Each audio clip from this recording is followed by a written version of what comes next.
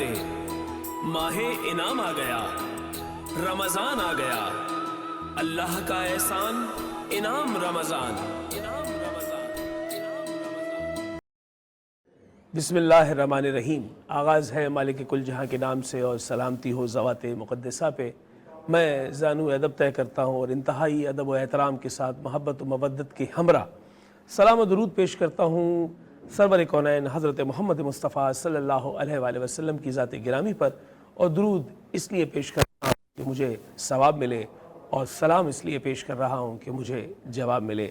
मैं आले इबा और ख़ानवादा रिसालत माब सल्लल्लाहु अलैहि वसल्लम के हमरा उन तमाम सहाबा कराम जो जानिसार हैं रसूल खुदा सल्लल्लाहु अलैहि वसल्लम के, उनकी खिदमत में भी सलाम अर्ज़ करता हूँ। जा बजा कुर्रस पर मौजूद वो तमाम साहिबान मज़ार जो औलिया की हैसियत से रुशद व हिदायत का ज़रिया है और जारी हिदायत है, मैं उनकी खिदमत में भी अपनी जानिब से सलाम अर्ज़ करता हूँ। वो तमाम मशाइख़ ज़ाम और उलमा कराम जो बाक़ायद हयात हैं और फैज़ आम जारी किए हुए हैं, उन तमाम बुज़ुर्गों की खिदमत में भी मेरा सलाम। आप देख रहे हैं वीनस एंटरटेनमेंट से खुसूसी रमज़ान नशरियात, जिसका उन्वान है इनाम रमज़ान। मैं आपका मेज़बान आगा शिराज़ी।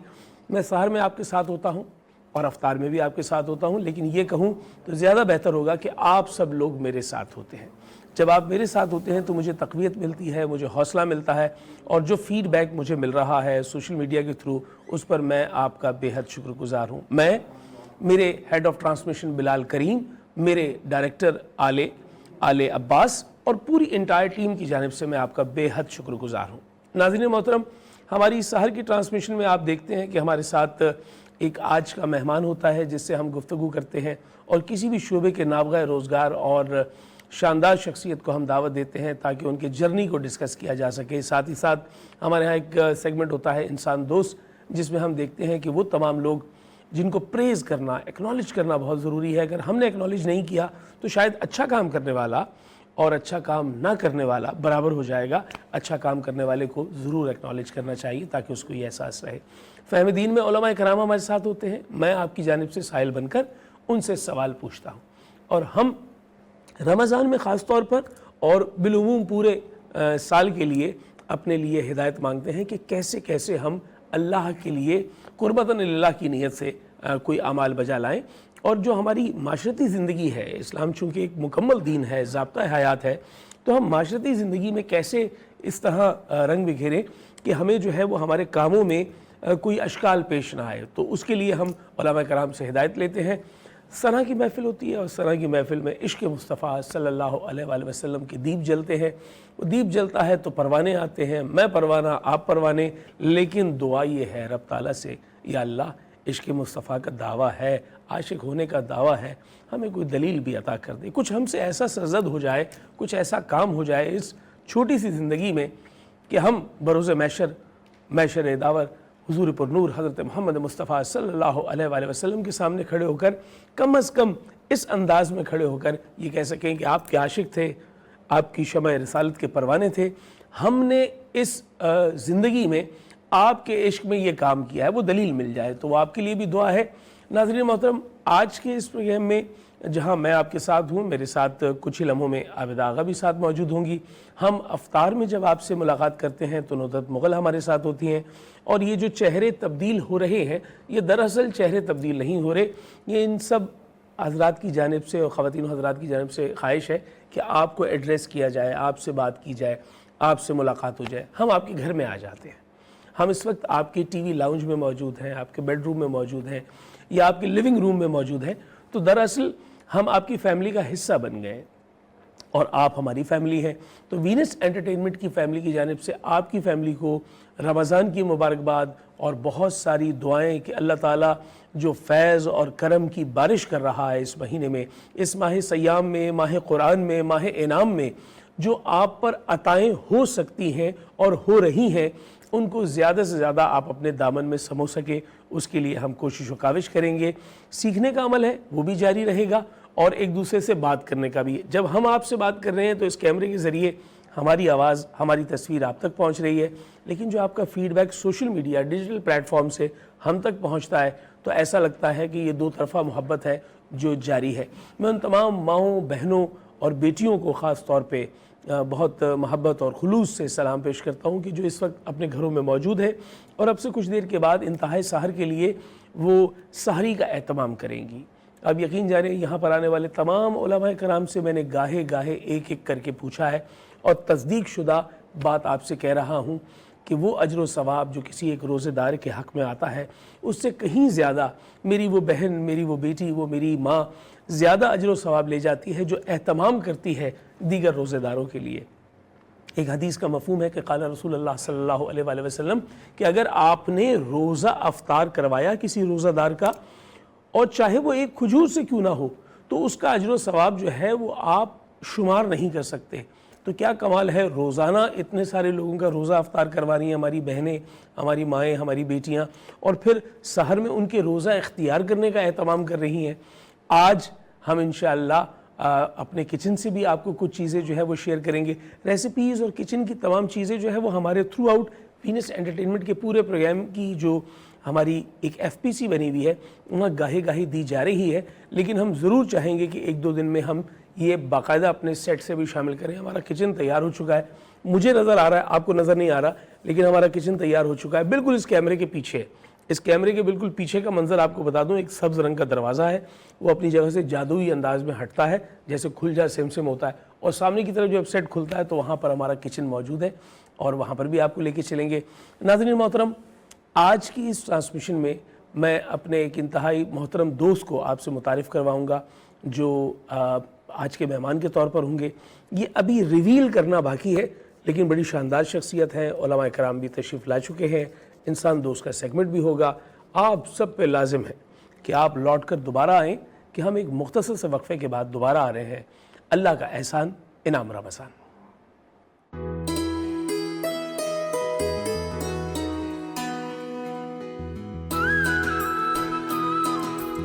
نعمتیں، برکتیں اور رحمتیں، ماہ انعام آ گیا، رمضان آ گیا، اللہ کا احسان، انعام رمضان۔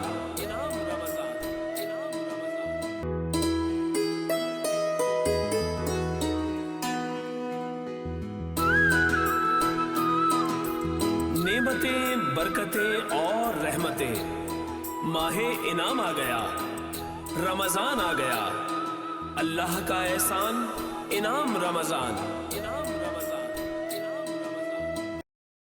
جی ناظرین محترم، ایک مرتبہ پھر ہم آپ کے ساتھ ہیں۔ اچھا، ہمارے چہرے پہ کبھی مسکراہٹ ہوتی ہے تو اس کا سبب یہ ہوتا ہے کہ ہم آف ایئر بھی کچھ بات کر رہے ہوتے ہیں اور جب ہم لوٹ کر آتے ہیں تو اس کا ایک سٹانس ہمارے ساتھ رہتا ہے۔ تو ہمارا جو سیٹ ہے اس پہ مختلف جگہوں پہ کیمرے پلیس کیے ہوئے ہیں اور بڑے شاندار قسم کے نابغہ روزگار آؤٹ سٹینڈنگ کیمرہ مینز ہمارے ساتھ ہیں۔ اس طرف جو کیمرہ ہے اس پہ وجاہت بھائی موجود ہیں، سامنے شان موجود ہے اور ادھر جو ہے وہ زاہد بھائی موجود ہے۔ تو یہاں چونکہ ایکوپمنٹ لگا ہوا ہے تو ہم نے کولنگ کے لیے وہ AC کو ذرا تھوڑا سا تیز رکھا ہوا ہے۔ تو ہمارے جو زاہد بھائی ہیں وہ باقاعدہ جیکٹ پہن کر آئے ہیں، تو ہم ان کو دیکھ کر جو ہے وہ مسکرا دیتے ہیں کہ شاید ان کو سردی لگ رہی ہے، حالانکہ ابھی تمازت آ چکی ہے۔ اور کراچی میں جہاں سے ہم ٹرانسمیشن کر رہے ہیں یہاں بھی کچھ گرمی کا سا ماحول بن گیا ہے، اور یہ گرمی کا سا جو ماحول ہے اس پر میں عرفانی جملہ کہتا ہوں، وہ میں یہ کہتا ہوں کہ سورج کو روزے دار ہرا دے گا، اس تمازت کو ہرا دے گا، کیونکہ یہ پنجہ آزمائی سورج کے ساتھ نہیں ہے، دراصل طاقت تو ساری ایمانی ہے کہ اب راستے میں کوئی بھی چیز آئے گی تو وہ پاش پاش ہو جائے گی۔ ارادہ کر لیا ہے مومن نے کہ نہ وہ کچھ کھائے گا نہ وہ کچھ پیے گا، بس وہ عبادت کے لیے، قربتاً اللہ کے لیے یہ پورا دن طلوع سحر سے لے کر اور غروب آفتاب تک اس طرح گزارے گا کہ اللہ اس سے راضی ہو جائے انشاءاللہ۔ آج کے ہمارے خاص مہمان جن کے لیے میں نے آپ کو کہا تھا میں ریویل کرنے جا رہا ہوں، ہمارے بہت اچھے دوست، ہمارے بھائی، اور یہ کہتے ہوئے بڑی خوشی ہوتی ہے کہ کسی پولیٹیکل فگر کو جب آپ اپنا دوست یا بھائی کہتے ہیں تو اس سے مراد یہ ہوتی ہے کہ اس نے یہ کشن آپ کو دے رکھا ہے، وہ عوامی نمائندہ ہونے کا اہل ہے، وہ لوگوں سے رابطے میں ہے۔ سندھ اسمبلی جو کہ ایوان ہے، قانون ساز اسمبلی ہے صوبہ سندھ کی، اور بشمول اس کے کہ تاریخ گواہ ہے کہ پاکستان میں جو قومی اسمبلی ہے اس وقت اسلام آباد میں موجود ہے، اس سے قبل یہی سندھ اسمبلی کی عمارت تھی جو پاکستان کی حقیقتاً پہلی قومی اسمبلی تھی۔ اس قومی اسمبلی میں ہی، دستور ساز قومی اسمبلی میں، قائد اعظم محمد علی جناح نے پہلا جو ہے وہ سیشن دیا تھا بعد از آزادی. تو اس تاریخی عمارت میں جو اسمبلی ممبران کی حیثیت سے کراچی شہر اور سندھ بھر کے نمائندگان ہوتے ہیں، ان میں سے ایک شخصیت آج ہمارے ساتھ موجود ہے. کراچی کا حلقہ ہے پی ایس پروونشل اسمبلی کا، پروونشل اسمبلی فار سندھ، اور وہاں کا حلقہ نمبر ہے 9090، اور ڈسٹرکٹ کورنگی سے ان کی نمائندگی ہے، اور ایم کیو ایم پاکستان کے نمائندہ ہیں یہ سندھ اسمبلی میں. ہمارے ساتھ موجود ہیں ہمارے بہت پیارے دوست شارق جمال صاحب. السلام علیکم جی. وعلیکم السلام. شارق بھائی، سب سے پہلے تو بہت شکریہ کہ سحر کے وقت میں آپ کو بلایا اور آپ نے کہا ٹھیک ہے، سحری آج وہاں نہیں کرتے، گھر میں آپ کے پاس کرتے ہیں، اور پھر انشاءاللہ آپ سے اب گفتگو بھی ہوتی ہے. بہت شکریہ. ہمارے ساتھ عالم دین کی حیثیت سے مستقل حصہ ہیں، ہم بہت پیار کرتے ہیں، اور وہ جتنا مشفق ہیں اور جتنا خوبصورت انداز میں اپنی بات کہتے ہیں، اس پہ ان کو داد بھی ہے، تحسین بھی ہے اور دعا بھی ہے. اور جبکہ ان کا ساتھ جو ہے وہ درجنوں مرتبہ ہے ہمارے ساتھ، اس لیے کہ پچھلے رمضان میں بھی، انعام رمضان میں وہ ہمارے ساتھ تھے، اس دفعہ بھی ہمارے ساتھ ہیں. جامعہ غوثیہ قادریہ کے محتمم ہیں ہمارے بہت پیارے مفتی عابد رضوی صاحب ہمارے ساتھ موجود ہیں. السلام علیکم جی. وعلیکم السلام. اچھا، آپ سحر میں بھی ہمارے ساتھ ہیں، افطار میں بھی ساتھ ہیں، پھر بھی دل نہیں بھرتا، جی چاہتا ہے کہ اس کے درمیان میں بھی جتنی گفتگو ہو رہی ہے وہ آپ ساتھ رہیں، اور آپ کا ہونا ہمارے لیے باعث برکت ہے. بڑی محبت آپ کی. آج کا ہمارا ایک سیگمنٹ ہے، بڑا شاندار سیگمنٹ، انسان دوست، جو روزانہ ہوتا ہے. اس میں ہم کسی ایک ایسی شخصیت کو بلاتے ہیں جس نے اپنے ہونے کا احساس دیگر انسانوں تک پہنچایا ہے، کچھ ایسا کر کے جس سے بہتری آئی ہے معاشرے میں. تو ہمارے ساتھ موجود ہیں یہاں ڈاکٹر گووندا گل، ان کو ہم خوش آمدید کہتے ہیں. آپ IHRI یعنی ایک ادارہ ہے جو بچوں کے لیے کام کر رہا ہے، اسپیشل نیڈز بچوں کے لیے کام کر رہا ہے. وہاں ایز اے اسپیچ تھراپسٹ اور ایز اے فزیو تھراپسٹ آپ کام کر رہے ہیں. کمیونٹی فزیو تھراپی آپ کا شعبہ ہے. آپ کو بھی یہاں ہم خوش آمدید کہتے ہیں. ناظرین کرام، سب سے پہلے میں ڈاکٹر گووندا گل کی جانب بڑھتا ہوں، اور ڈاکٹر صاحب آپ سے میں جاننا چاہوں گا، سب سے پہلے تو بتائیے IHRI کیا ہے؟ یہ کیا ہے؟ انسٹیٹیوٹ ہے، ریہیبلیٹیشن کا ہے، انکلوژن ہے، یہ کیا ہے؟ Basically, IHRI is like Institute of the Holistic Rehabilitation Inclusive. Basically جو ہمارا مین ویژن اور گول اس طرح سے ہے کہ ایک ہی امبریلا کے نیچے ساری تھراپی ہم پرووائڈ کریں، جس کے اندر ہماری physical therapy, occupational therapy, speech therapy, remedial therapy and art therapy آ رہی ہوتی ہے. ٹھیک ہے. وہ بچے جو اسپیشل بچے ہوتے ہیں، اسپیشلی ہمارا جو ٹارگیٹ گول یہ ہوتا ہے جو اسپیشل چائلڈ ہوتے ہیں، ان کی ایک ہی امبریلے کے نیچے ساری ہولسٹک اپروچ کے ساتھ ان کو ہم بالکل سروسز دیں. یعنی ان کی ایک ضرورت ہے اور پھر دوسری بھی ضرورت ہے، تو ایسا نہ ہو کہ وہ ایک ادارے سے اٹھ کے پھر دوسرے ادارے میں جائیں، پھر وہ ڈھونڈیں کہ جی یہ تھراپی کہاں ملے گی. آپ نے ایک ہی امبریلا کے نیچے سب دے دیا. بالکل ٹھیک ہے. ہمارے CEO صاحب ہے رزاق پردیسی صاحب، ان کا یہ ویژن ہے کہ کراچی کے ہر ایریا میں IHRI کا کوئی برانچ ہو، اس کے اندر جو بھی بچے ہیں ان کو ایک ہی روف کے اندر ہم ساری تھراپیز دیں، تاکہ وہ میکسیمم بینیفٹ اٹھا پائیں اور اپنی ڈس ایبلٹی کو ایبل بنائیں اور اپنی اس چیز کو آگے لائف میں پروموٹ کریں. اچھا ڈاکٹر صاحب، مجھے یہ بتائیے، یہ تو آپ کے CEO جو رزاق پردیسی صاحب ہیں، ان سے ہماری بھی بہت اچھی دوستی ہے، وہ میرے اسکول فیلو بھی ہیں. تو رزاق بھائی نے یہ سوچ تو لیا کہ پورے کراچی میں جو ہے وہ اس کے سینٹرز بن جائیں ابتدائی طور پہ اور پھر پاکستان لیول پہ، لیکن کراچی میں ابھی کتنے سینٹرز کام کر رہے ہیں؟ ابھی ہمارے 5 سینٹر ہیں اور 6 سینٹر ہمارا ویری سون اوپن ہونے والا ہے. ٹھیک ہے. اور یہ جو سینٹرز آپ کے 5 ہیں، یہ کہاں کہاں پر ہیں؟ جو ہمارا سب سے پہلا سینٹر ہے وہ ہے کلفٹن میں. ٹھیک ہے. اس کے بعد بلدیہ، اس کے بعد کورنگی، پھر اس کے بعد مسلم آباد، پھر اس کے بعد ہم نے ابھی گارڈن کھولا ہے. 23 فیب کو ہم نے اس کو انوگریشن کیا تھا. ابھی نیکسٹ جو ہمارا ہے وہ گلشن ہے. اس کے بعد FB ایریا اور مزید اور ایریاز میں ہم جائیں گے. اس کے بعد پھر اندرونی سندھ، اس طرح سے پورا کراچی کور کر کے جو ہمارا CEO صاحب کے جو ویژن ہے، گول ہے کہ پورے پاکستان کے اندر ہم ایک IHRI کو لے کے چلیں. جو بھی اسپیشل چائلڈز کے بچے ہیں ان کو پوری تھراپیز دیں، تاکہ وہ اپنی لائف میں میکسیمم بینیفٹ اٹھا پائیں، اپنی لائف کو پروموٹ کریں اور اپنی لائف بہت ایزی وے میں جئیں. اچھا مجھے یہ بتائیے کہ آپ کے ہاں ایک لفظ استعمال کیا جاتا ہے اسپیشل نیڈز چائلڈ. اب اسپیشل نیڈز کیا ہوتا ہے اور اسپیشل بچہ کیا ہوتا ہے؟ اس میں کوئی فرق ہے؟ لائک اسپیشل چائلڈ ہم اس کو کہتے ہیں، ایک ٹرم یوز کیا جاتا ہے بہت کامن، جو نہیں یوز کہنا چاہیے، جو اکثر ان بچوں کے لیے جو ہمارے عوام ہیں وہ یوز کر رہے ہوتے ہیں. डिसेबल बच्चा जी, वो डिसेबल नहीं होते हैं, वो स्पेशल होते हैं। उनके अंदर अल्लाह की तरफ से कोई ऐसी अलग से सलाहियत होती है, कुछ चीज़ की कमी होती है। बल्कि डिसेबल के बजाय डिफरेंटली एबल, हाँ, यानी कुछ differently और able या उसको अता special किया है। able, जी हाँ, जो अल्लाह की तरफ से एक स्पेशल बच्चे हैं, फूल से जैसे बच्चे हैं, उनको अल्लाह ने अलग से उनको पैदा किया गया एक स्पेशल से, तो हम जी। स्पेशल चाइल्ड यूज़ कर रहे होते हैं। स्पेशल नीड्स इस बेसिस पे जो स्पेशल चाइल्ड है, उनकी जो स्पेसिफिक जो नीड्स होते हैं उसको ठीक। प्रोवाइड करने के लिए हम स्पेशल नीड्स बोलते हैं। ठीक है, बहुत दोस्त। अच्छा, मुझे डॉक्टर गोविंदा ये भी बताइएगा कि आप जो स्पीच थेरेपी करते हैं, ये स्पीच थेरेपी क्या है? मैं तो बोल सकता हूँ, और किबला मुफ्ती आबिद रिजवी साहब बैठे हैं, ये भी बहुत शानदार गुफ्तगू करते हैं, हमारे शारिक जमाल साहब भी।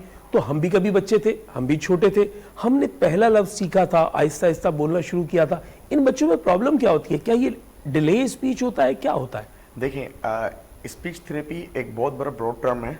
अगर उसको सिंपल स्पेसिफाई में आपको बताता चलूँ कि जो बच्चे थोड़ा सा लेट बोलते हैं, जिसको हम डिले स्पीच कह रहे होते हैं, अक्सर अमूमन जो बच्चे 6 साल के बाद बोल रहे होते हैं, वालिदैन ये समझ रहे होते हैं कि ठीक है बच्चा हमारे लेट बोल जाएंगे, उनके वालिद साहब या उनकी वालदा घर में कोई और अफराद थोड़ा लेट से बोले थे, वो स्पीच। हाँ, वो पुराना बताते हैं कि जी वो हमारे चाचा भी बहुत देर से बोले थे, तो कोई बात नहीं, ये तो हमारा खानदानी मसला है। हाँ, एक्चुअली यही जो चीज़ें आ रही थी, इस वजह से बच्चे की स्पीच में मज़ीद डिले आ जाता है, स्पीच में डिले आ जाता है, लैंग्वेज में डिले आ जाता है। वो चीज़ें बच्चे की परफॉर्मेंस में, एकेडमिक और सोशल परफॉर्मेंस में बड़ा इफेक्टिव करती है। बच्चा लेट से बोलना लगता है, लेट से चीज़ें लर्न करना सीखता है, वो चीज़ें उसकी सोशल लाइफ में और जो स्कूल की एकेडमिक में बड़ा इफेक्ट्स करती है। और स्पीच का रोल, जैसे आप बात कर रहे थे, जैसे आप बिल्कुल आप एंकर हैं, होस्ट हैं, बिल्कुल स्पीच है आपकी बिल्कुल बेहतर है, पर आप लोगों के लिए स्पेशल स्पीच थेरेपिस्ट होते हैं जो उनको ट्रेनिंग की जाती है, जो वन फ्लो में बात की जाती है। अक्सर आपने महसूस किया होगा जो जवान है, अडल्ट है, बिल्कुल नॉर्मल है, अक्सर वो स्टेमरिंग कर रहे होते हैं, जिसको हमारी आसान उर्दू में समझेंगे हकलाना। ठीक, अक्सर वो हकला भी रहे होते हैं या बोलते बोलते थोड़ा सा पॉज रुक जाते हैं, पॉज लेते हैं, लंबा पॉज लेते हैं, थोड़ा सा वर्ड को आगे पीछे कर लेते हैं, ओमिट कर लेते हैं। तो इन सारी चीज़ों में हमारी स्पीच थेरेपी की बड़ी स्पेसिफिक यूज़ है। ये स्पीच थेरेपी अडल्ट्स में भी, बच्चों में भी हर एज के ग्रुप में यूज़ की जाती है। ठीक। अच्छा, मैं ये भी जानना चाहूँगा आपसे कि ये तो हो गया थेरेपी, फिजियोथेरेपी क्या है? क्या फिजिकली कोई थेरेपी दी जाए जिससे कोई ये मालिश किस्म की चीज़ होती है, या कैसे करते हैं? फिजियोथेरेपी क्या चीज़ है? अच्छा, देखिए, फिजियोथेरेपी से ये मुराद है जो भी फिजियोथेरेपी का जो मोबिलिटी को इंक्रीज़ करना, उसको सपोर्ट करना। लाइकवाइज जो किसी को कोई इंजरी हो गई, उस इंजरी के तहत उनकी मोबिलिटी, चलना फिरना। जैसे मैं कथा कलामी, हम क्रिकेट मैच देख रहे होते हैं तो वो बताया जाता है कि जी चोट लगी है, फिजियो जा रहे हैं दौड़ते हुए, तो क्या ये वही फिजियो है? जी बिल्कुल वही फिजियोथेरेपिस्ट है। इनके अलग अलग टर्म्स हो रहे होते हैं, कुछ स्पोर्ट्स फिजियोथेरेपिस्ट आ रहे होते हैं, कुछ पीड्स में होते हैं, कुछ आईसीयू में होते हैं, कुछ अडल्ट्स में। और आपका शोभा पीड्स का है? जी, मेरा शोभा पीड्स का है। तो फिजियोथेरेपी में जो होती है हमारे जो फिजिकल मोबिलिटी है, फिजिकल स्ट्रेंथ है, basically physiotherapy is a work on physical strength. जो बच्चे फिजिकल स्ट्रेंथ में वीक होते हैं, हम उसको स्ट्रेंथ करते हैं। जिनके स्ट्रेंथ को मेंटेन करने के लिए एक्सरसाइज हम प्रोग्राम प्लान करते हैं, जो बच्चों में भी यूज़ किया जाता है, अडल्ट्स में भी यूज़ किया जाता है।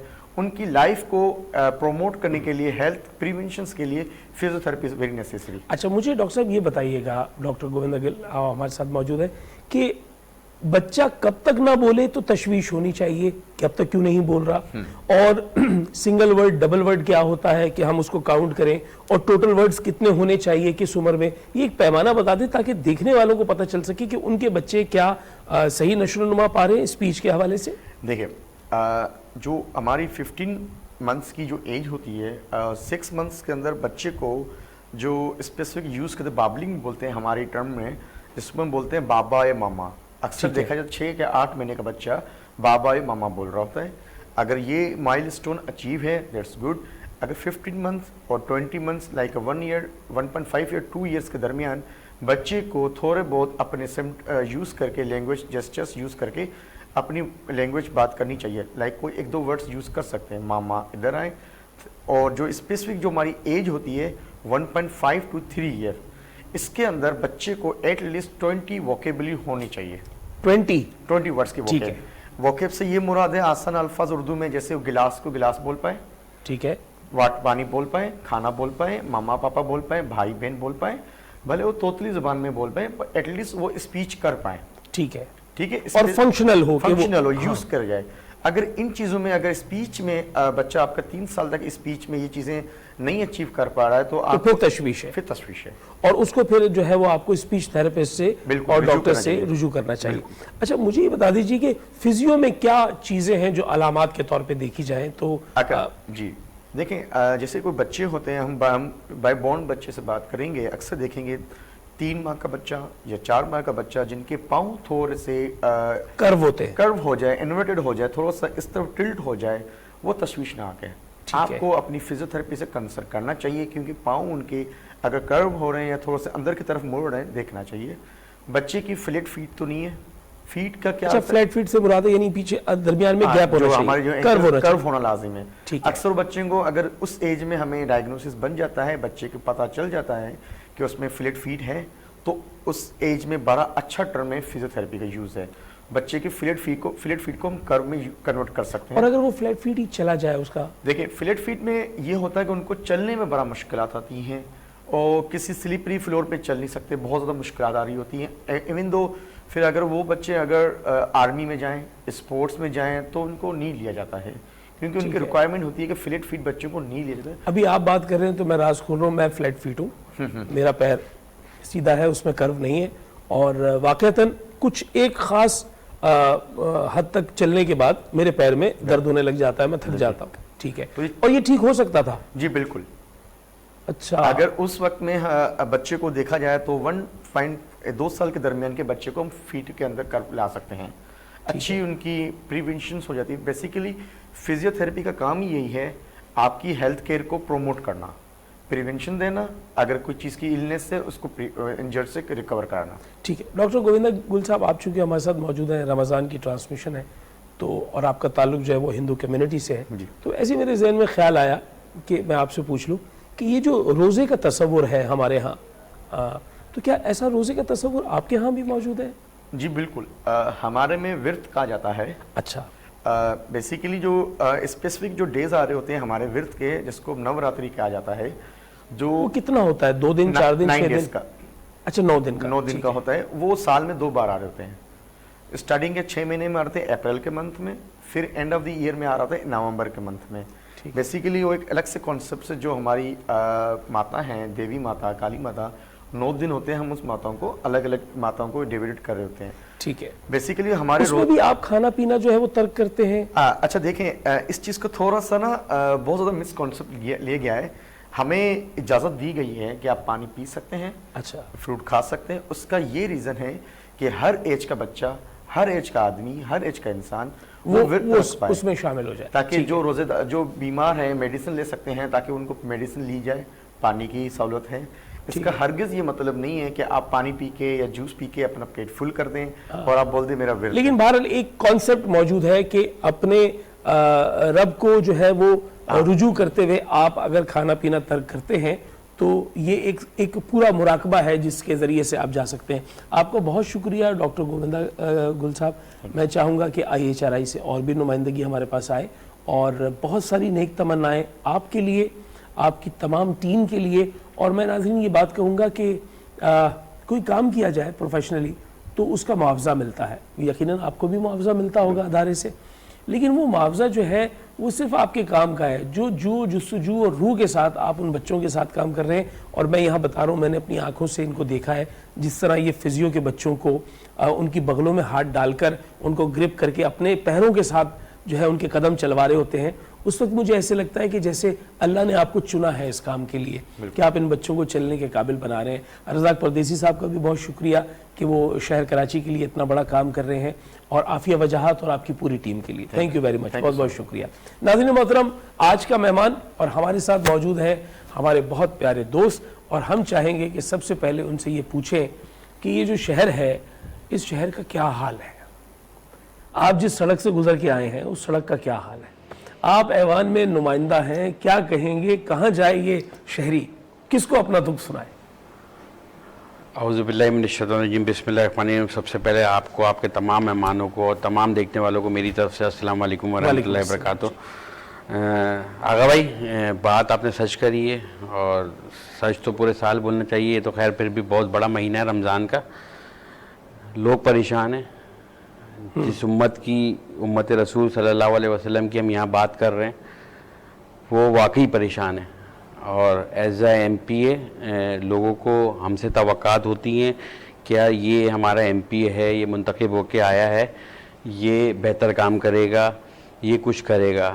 مگر دیکھیں ہمارے ملک میں یہ تمام دنیا میں ہے کہ نظام موجود ہے, ادارے موجود ہیں جن کی چاہے آپ اس آئین نے, اس ملک کے آئین نے ڈیوٹی لگائی ہے یا اللہ کی طرف سے آپ ڈیوٹی کہہ لیں کہ جس کو کوئی افسر کی کرسی ملتی ہے, کسی پوسٹ پہ جا کے بیٹھتا ہے تو وہ اللہ نے اس کو ایک ذمہ داری دی ہوتی ہے کہ وہ اپنی ذمہ داری کس طرح نبھا رہا ہے. اچھا میں جو سوچتا ہوں, میں یہ سوچتا ہوں کہ الحمدللہ پاکستان ہمارا ملک جو ہے, آپ نے یہ سنا ہوگا اور خاص طور پہ آج کل کے دور میں یہ پچھلے کچھ سالوں میں کہ ہم نے بہت سے لوگوں کو بولتے سنا یار پاکستان اچھا نہیں ہے, پاکستان اچھا نہیں ہے, ملک اچھا نہیں ہے. تو بھائی مجھے تو یہ بتائیں ملک کیسے برے ہوتے ہیں؟ ملک تو برا نہیں ہوتا نا. وہی زمین ہوگی, وہی آسمان ہوگا, وہی موسم ہوگا. وہ ملک جو اسلام کے نام پہ بنا ہو اور جس کا خواب علامہ اقبال رحمۃ اللہ علیہ نے دیکھا ہو, جس کا تصور دیا ہو, جس کی بنانے میں کاوش جو ہے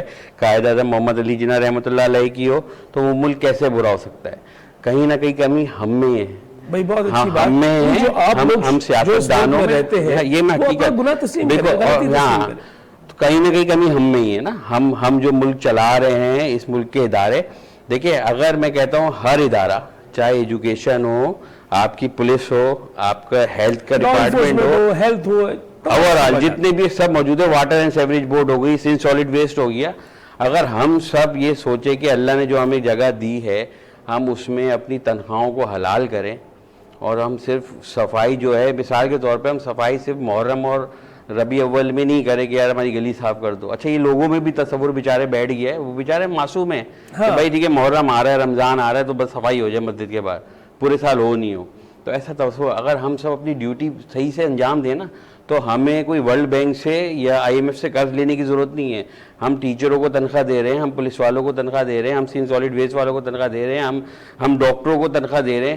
صرف کیا کمی ہے کہ وہ اپنی ڈیوٹی سر انجام صحیح ایمانداری سے نہیں دے رہے. کریں کہ یہ جو ہماری ذمہ داری ہے یہ ہم نے انجام دینی ہے, وہ ہم ایمانداری سے نہیں دے رہے. تو یہ مسائل ہیں.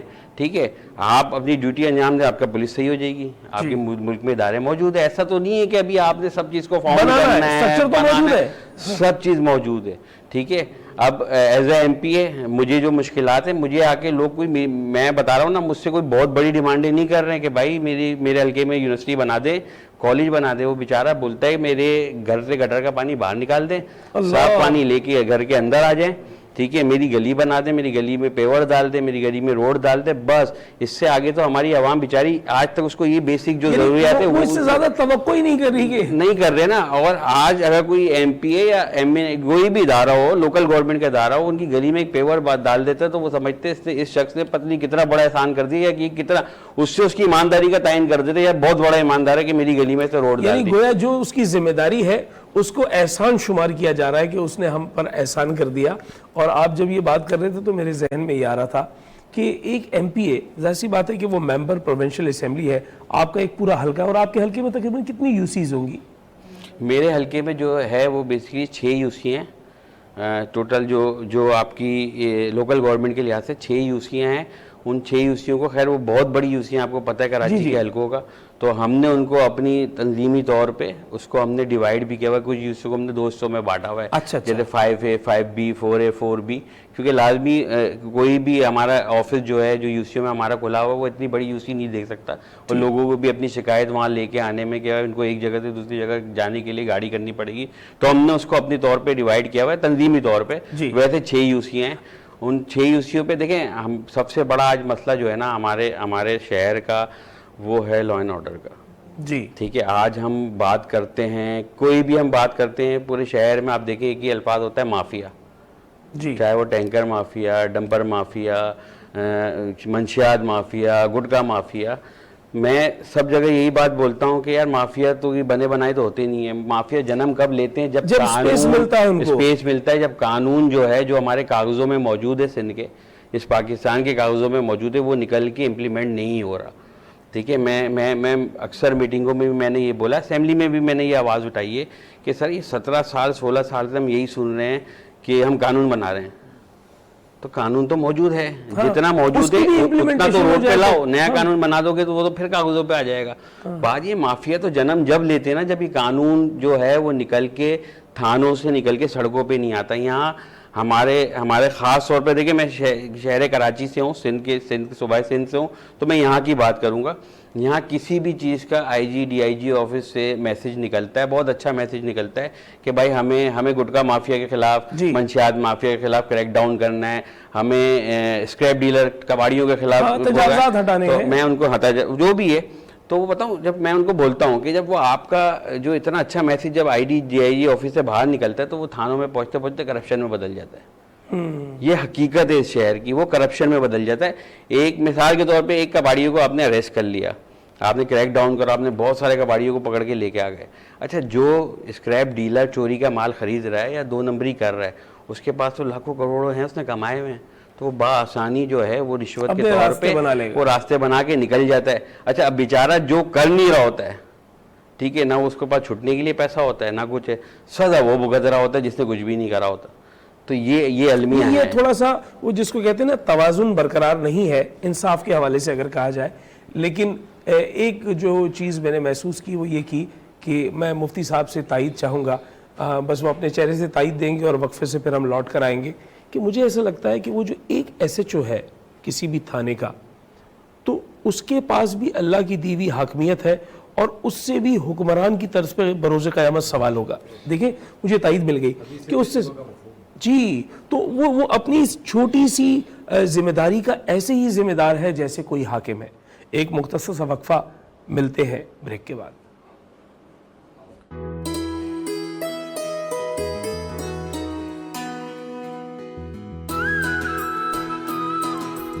نعمتیں, برکتیں اور رحمتیں, ماہ انعام آ گیا, رمضان آ گیا, اللہ کا احسان انعام رمضان.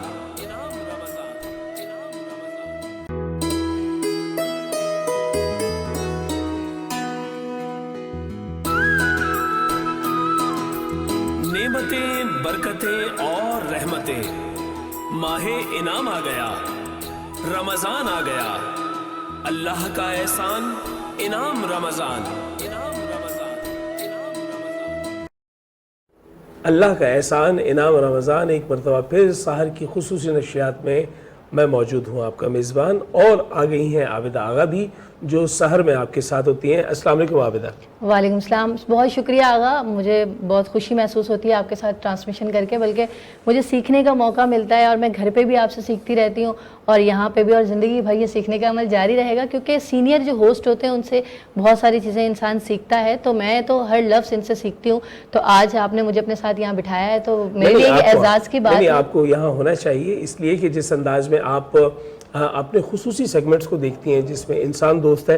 آج میں نے آپ کی اجازت سے انسان دوست میں نے نہیں, ویسے میں نے اجازت تو نہیں دی تھی, لیکن اگر آپ نے کر لیا تو کوئی بات نہیں ہے. تو جی, اس کے بعد اصل میں آج کا ٹاپک ہے نا صبر, تو میں نے صبر کرنا سیکھ لیا ہے. یہ بہت اچھی بات ہے. تو اس لیے انسان کو زندگی میں صبر کرنا چاہیے, اور صبر کرنے والوں کے ساتھ اللہ تعالیٰ ہے. بالکل, ان اللہ مع الصابرین. ہمارے ساتھ مفتی عابد رضوی صاحب موجود ہیں اور مہک عابد ہمارے ساتھ موجود ہیں. آپ ثنا کرتی ہیں, اللہ تعالیٰ نے آپ کو یہ شرف بخشا ہے. اور آج کا مہمان جو ہے وہ شارق جمال صاحب ہیں, ایم پی ہیں سندھ اسمبلی کے حلقہ 90 سے. اور شارق جمال صاحب سے ہم نہ صرف یہ بات کر رہے تھے کہ اسمبلی فلور سے کس طرح آواز اٹھائی جاتی ہے, عوام الناس کی کیا ذمہ داری, اور اتنی خوبصورت بات یہ ہے کہ ہم بریک میں بھی بات کر رہے تھے تو ہم یہ کہہ رہے تھے کہ ذمہ داری جو اللہ تعالیٰ آپ کو دیتا ہے چاہے کسی چھوٹے سے دائرے میں دیکھیں آغا, ذمہ داری تو اللہ دیتا ہے اور انسان اس کو اچھے سے نبھاتا بھی, لیکن اگر ان کے پاس ریسورسز نہیں ہوں, ان کے پاس وہ سہولتیں نہیں ہوں, تو پھر وہاں جا کے پرابلم آتی ہے.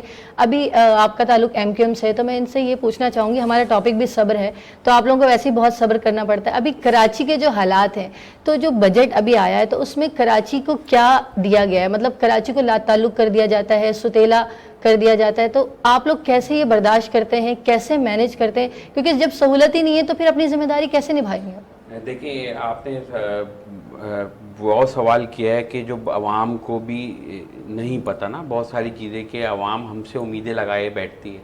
تو عوام کا جو مسائل ہیں وہ ہم جب ہی حل کر سکتے ہیں جب ہمارے پاس بجٹ ہو.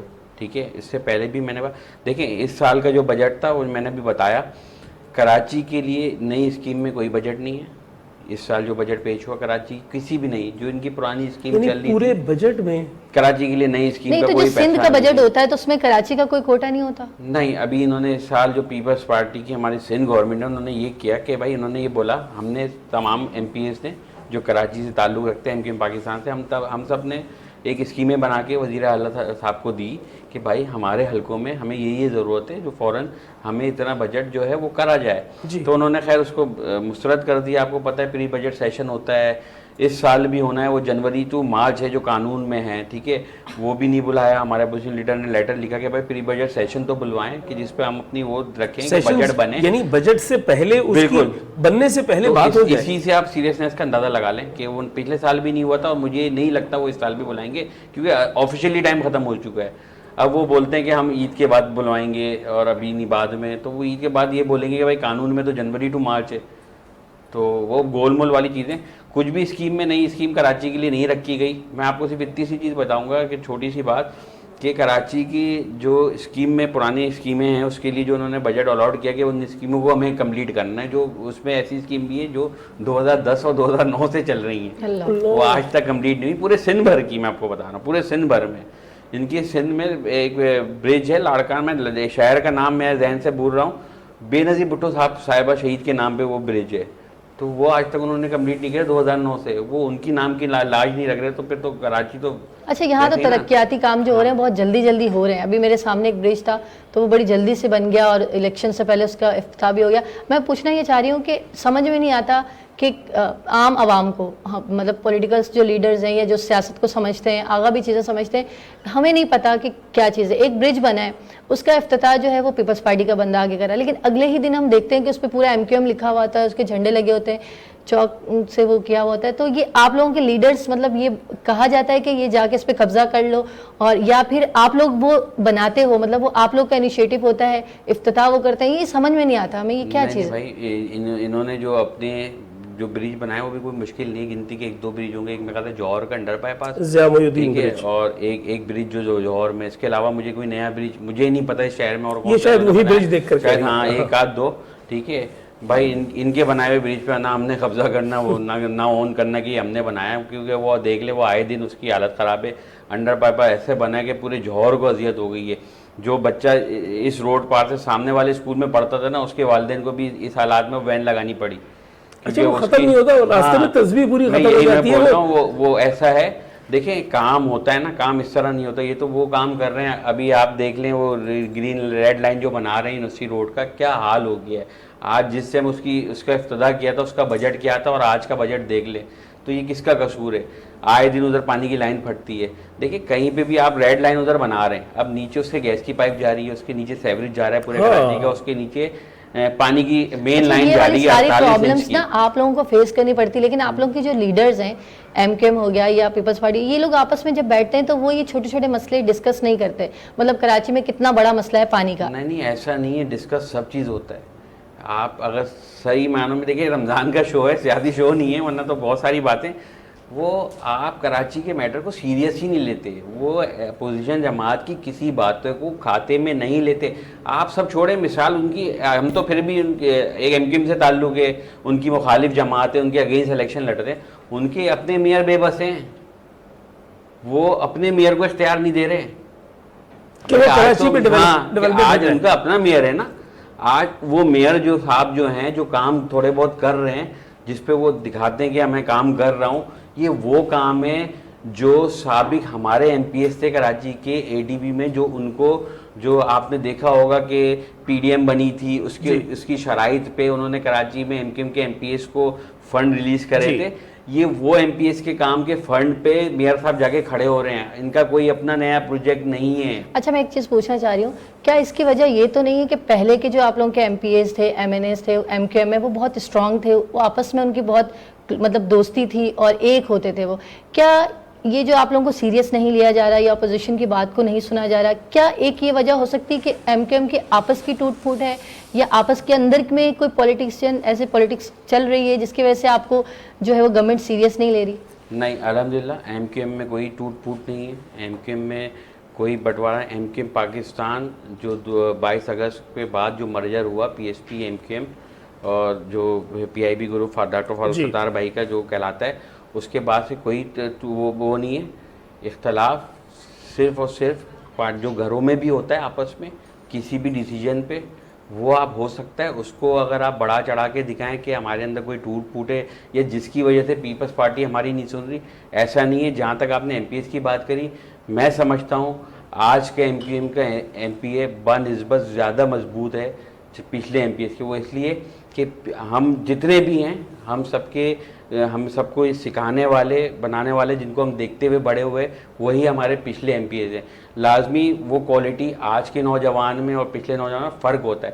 ہم انہی کو دیکھتے ہوئے بڑے ہوئے, انہی سے ہم نے سیکھا, اور کم وسائل میں کام کر رہے ہیں, ہم کم وسائل انہی سے دیکھ کے سیکھا. تو میں کہتا ہوں کہ آج کا ایم پی ایس, آپ ہمارے سین اسمبلی کے سیشن, آپ کا میڈیا گواہ ہے, اگر دیکھیں نا جس طرح ہم نے اس سے چلایا, آپ اگر 18 سے 23 کا سین اسمبلی کا وہ دیکھ لیں, سین اسمبلی میں صرف ہلڑ بازی کے علاوہ کچھ بھی نہیں ہوا.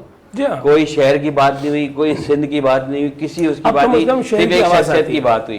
آج سندھ اسمبلی میں ایک گٹر کے ڈھکن سے لے کے آپ کے ریڈ لائن تک کی بات ہو رہی ہے, اور آنکھوں میں آنکھیں ڈال کے بات ہو رہی ہے. آپ ہمارے سیشن اٹھا کے دیکھیں, آپ ہماری بجٹ, یہ بجٹ جو آج اس سال گزرا نا, یہ اسپیکر صاحب کے اپنے الفاظ سے کہ ایسا بجٹ آج تک سندھ کی تاریخ میں نہیں ہوا. ہر ایم پی ایس نے اس میں اپنا کردار ادا کیا اپوزیشن جماعت سائڈ سے, کیونکہ جو آپ کی حکمران جماعت ہے ادھر ان کو تو ضرورت نہیں, وہ بیچارے کھڑے ہوتے تھے 10 منٹ تعریف کرتے تھے اور بیٹھ جاتے تھے. ان کو ہمارے 36 کے 36 ایم پی ایز ہیں جو ایم کیو ایم پاکستان کے اور دیگر پارٹیوں کے, انہوں نے بھرپور اسپیچ کری, اپنا مدعا پیش کیا, ہر چیز پیش کیا. اتنی تقریر آج تک بجٹ میں کبھی بھی نہیں ہوئی جتنی اس سال تاریخ میں سندھ کی ہوئی ہے. اب فلور آف دا ہاؤس سے بھی اور مجموعی طور پر آپ کا وہ جملہ جو آپ آف ایئر بھی کہہ رہے تھے میرے ذہن میں تھا کہ اب کم از کم اپنے آپ سے نیت کو بہتر کرنے کی ضرورت ہے, اپنی ذمہ داری کو سمجھنے کی ضرورت ہے. اور اتنی بڑی بات کہی شارق بھائی نے کہ موت کو نہیں بھولنا چاہیے, اور نہ ہی یہ تصور رکھنا چاہیے کہ یہ عہدہ ہمیشہ آپ کے ساتھ رہے گا. اور یہ عہدہ, یہ رتبہ, یہ اختیار اللہ تعالیٰ کی دین ہے, اور اللہ تعالیٰ اس حوالے سے بحث پرس کرے گا. یہاں لیتے ہیں مختصر وقفہ, اور وقفے کے بعد ملتے ہیں. اللہ کا احسان انعام رمضان.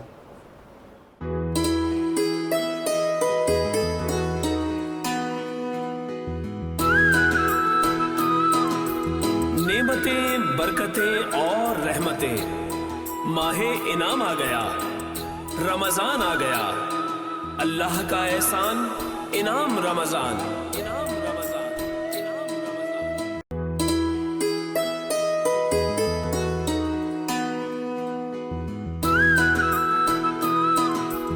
نعمتیں, برکتیں اور رحمتیں, ماہ انعام آ گیا, رمضان آ گیا, اللہ کا احسان انعام رمضان.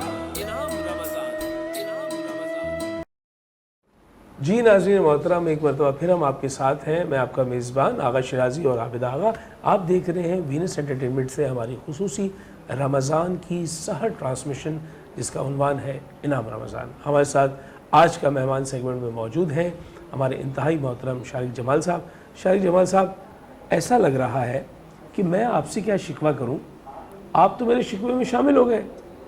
میں نے شارق جمال صاحب سے یہ شکوہ کیا تھا بحیثیت شہری, کراچی کا کیا بنے گا, شہر کی سڑکوں کا کیا حال ہے. بجائے اس کے کہ یہ اس اینڈ سے جواب دیتے, انہوں نے تو میرا ہی مجدہ پورا سنا دیا. واقعی شہر میں کام کی ضرورت ہے, ہر شخص جو ہے وہ اپنی ذمہ داری بہتر طور پہ انجام نہیں دے رہا. ایون اتنی بڑی بات کہہ دی کہ ضرورت ہی نہیں ہے آئی ایم ایف کی, ضرورت ہی نہیں ہے ورلڈ بینک کے قرضے کی. جو مینجمنٹ اس وقت کام کر رہی ہے وہی پراپر ڈیلیور کرنا شروع کر دے تو کسی چیز کی ضرورت نہیں رہ جائے گی. اور پھر یہ شکوہ جو ہمارا ہوتا ہے وہ ہم ظاہر سی بات ہے دوسروں کے مقابلے میں زیادہ سوچتے ہیں کہ جی مواقع پہ اگر تھوڑا بہت آپ میک اپ کر کے لوگوں کو خوش کر دیں کہ جی رمضان آ گیا ہے یا ربیع الاول آ گیا ہے یا محرم کا مہینہ ہے تو ہم آپ کی سڑکوں کی صفائی کر دیتے ہیں، تو وہ بھی انہوں نے بات کہہ دی کہ یہ تو مسلسل صفائی کا عمل ہے جو جاری رہنا چاہیے۔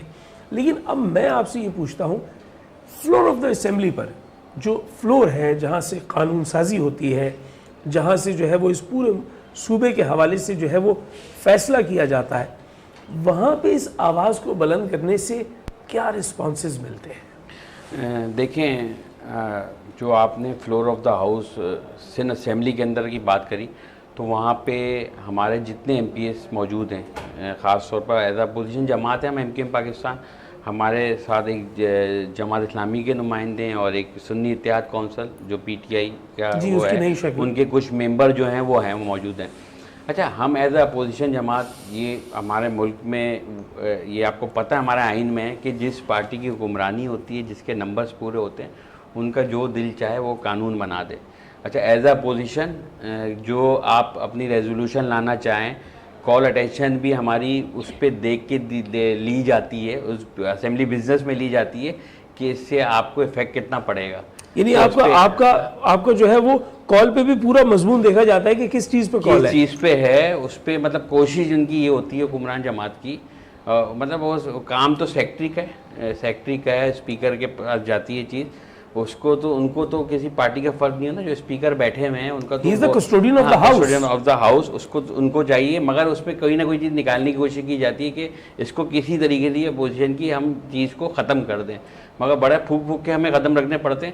لازمی ان کے نمبرز پورے ہوتے ہیں، جو ابھی حکمران جماعت پاکستان پیپلز پارٹی کی ہے، پچھلے 16 سال سے 15 سال سے یہ 16واں سال ختم ہو گیا، 17واں سال شروع ہوا ہے۔ تو اگر ہم بات کریں نا، آپ نے بولا کہ گلا آپ نے اتنا سارا کر دیا، دیکھیں میں نے گلا نہیں کیا، میں نے فیکٹ بتایا آپ کو نا، ٹھیک ہے، اور ہم تو اون کرنے کو تیار ہیں نا، as a assembly P S 90 کا جو ممبر ہوں، میں اپنے علاقے کو اون کرتا ہوں، میری عوام میں آن ایئر آپ کو، اور میں یہاں بتا دوں کہ آپ کا جو ہے وہ پیدائشی حلقہ بھی یہی ہے، بالکل میرا پیدائشی حلقہ ہے، وہاں سے الیکشن لڑے جو آپ کا اپنا حلقہ ہے۔ اللہ پاک نے مجھے یہ چانس دیا کہ یا میری قسمت اتنی اچھی تھی کہ اللہ پاک نے وہیں سے مجھے الیکشن کروایا جہاں میں پیدا ہوں، جس علاقے میں پیدا ہوں۔ تو کہنے کا دیکھیں مقصد یہ ہے کہ اس سال ابھی ہم پچھلی 16 سال کے 17 سال 15 سال کے بجٹ کو چھوڑ دیتے ہیں، اس سال سندھ کا بجٹ جو ہے 3200 سے لے کے 3300 ارب روپے کا تھا۔ ٹھیک ہے، آپ مجھے بتائیں یہ 3300 ارب روپے، میں کہتا ہوں اگر میرے ہاتھ میں ہو یا ایم کیو ایم پاکستان کے ہاتھ میں ہو، اگر یہ 3300 ارب ایمانداری سے سندھ کے اوپر لگ جائیں، میں کہتا ہوں اسی بجٹ میں سندھ کے حالت اتنے تبدیل ہو جائیں گے کہ لوگ بولیں گے کہ یار ہماری زندگی میں آسائش آنا شروع ہو گئی ہے۔ اچھا، میں صرف ایک سال کے بجٹ کی بات بتا رہا ہوں، ایک سال کے بجٹ کی بات، 3300 ارب، آج سال کمپلیٹ ہونے والا ہے، جون جولائی آ جائے گا، نیا سیشن آ جائے گا، پھر کیا پتا 3800 ارب کا بجٹ ہو، 4000 ارب کا بجٹ امپرووائز ہی ہوگا، بڑی نہیں ہے نا۔ دیکھیں یہی سب چیزیں ہمارے شہر میں موجود ہیں۔ 300 ارب لگے تھے 2006 سے 2010، ایم کیو ایم کے میئر تھے سید مصطفیٰ کمال بھائی، 300 ارب روپے لگے تھے، جس میں آج تک نظر آ رہی ہے، اور اس کے علاوہ کوئی ترقی ہوئی بھی نہیں ہے شہر میں۔ وہ اگر وہ کام نہیں ہوا تو آپ سوچیں آج کے اس شہر کا کیا حال ہوتا۔ میرے خیال سے لوگ آپس میں لڑ رہے ہوتے اس رمضان کے مہینے میں، خاص طور پہ جو ٹریفک کا حال ہوتا کیا حال ہوتا۔ تو کہنے کا مقصد یہ ہے کہ نیت اور کردار ہونا چاہیے، اگر آپ کی نیت ہے اور کردار ہے، کام کوئی بھی مشکل نہیں ہے۔ 3300 ارب آپ کے پاس تھے، آپ چاہتے، آپ ایم کیو ایم کی سیاست، ہم تو بولتے ہیں نا یار آپ کام کر دو، آپ ڈیلیور کر دو، میرے شہر میں نہیں پورے سندھ بھر میں ڈیلیور کر دو، آپ ختم کر دو ایم کیو ایم کی سیاست، یار لوگ نہیں پوچھیں گے نا، آپ ڈیلیور کر دو۔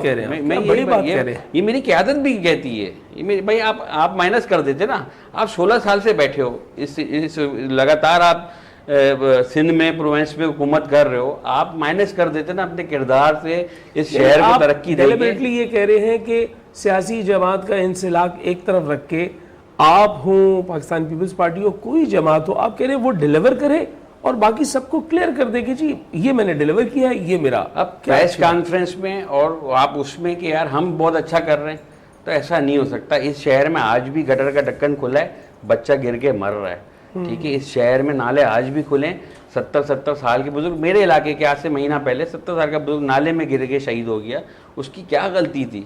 آپ مجھے بتائیں نا، آج اس شہر میں ڈمپر سے، اس کے ٹکر سے لوگ نہیں مر رہے، آج اس شہر میں نوجوان اب جو ہے خوف یہ بھی لاحق ہے کہ آپ ڈمپر کا دوسری دفعہ نام لے رہے ہیں, کہیں آپ کے خلاف کوئی کیس نہ ہو جائے. نہیں, کیس کی تو بات ہے. دیکھیں میں دیکھیں میرا کام کیا ہے, میرا کام کیا ہے, اللہ پاک نے جس جگہ پہ مجھے پہنچایا ہے, اللہ پاک مجھ سے اتنا ہی سوال پوچھے گا جتنا اس نے مجھے اختیار دی ہے.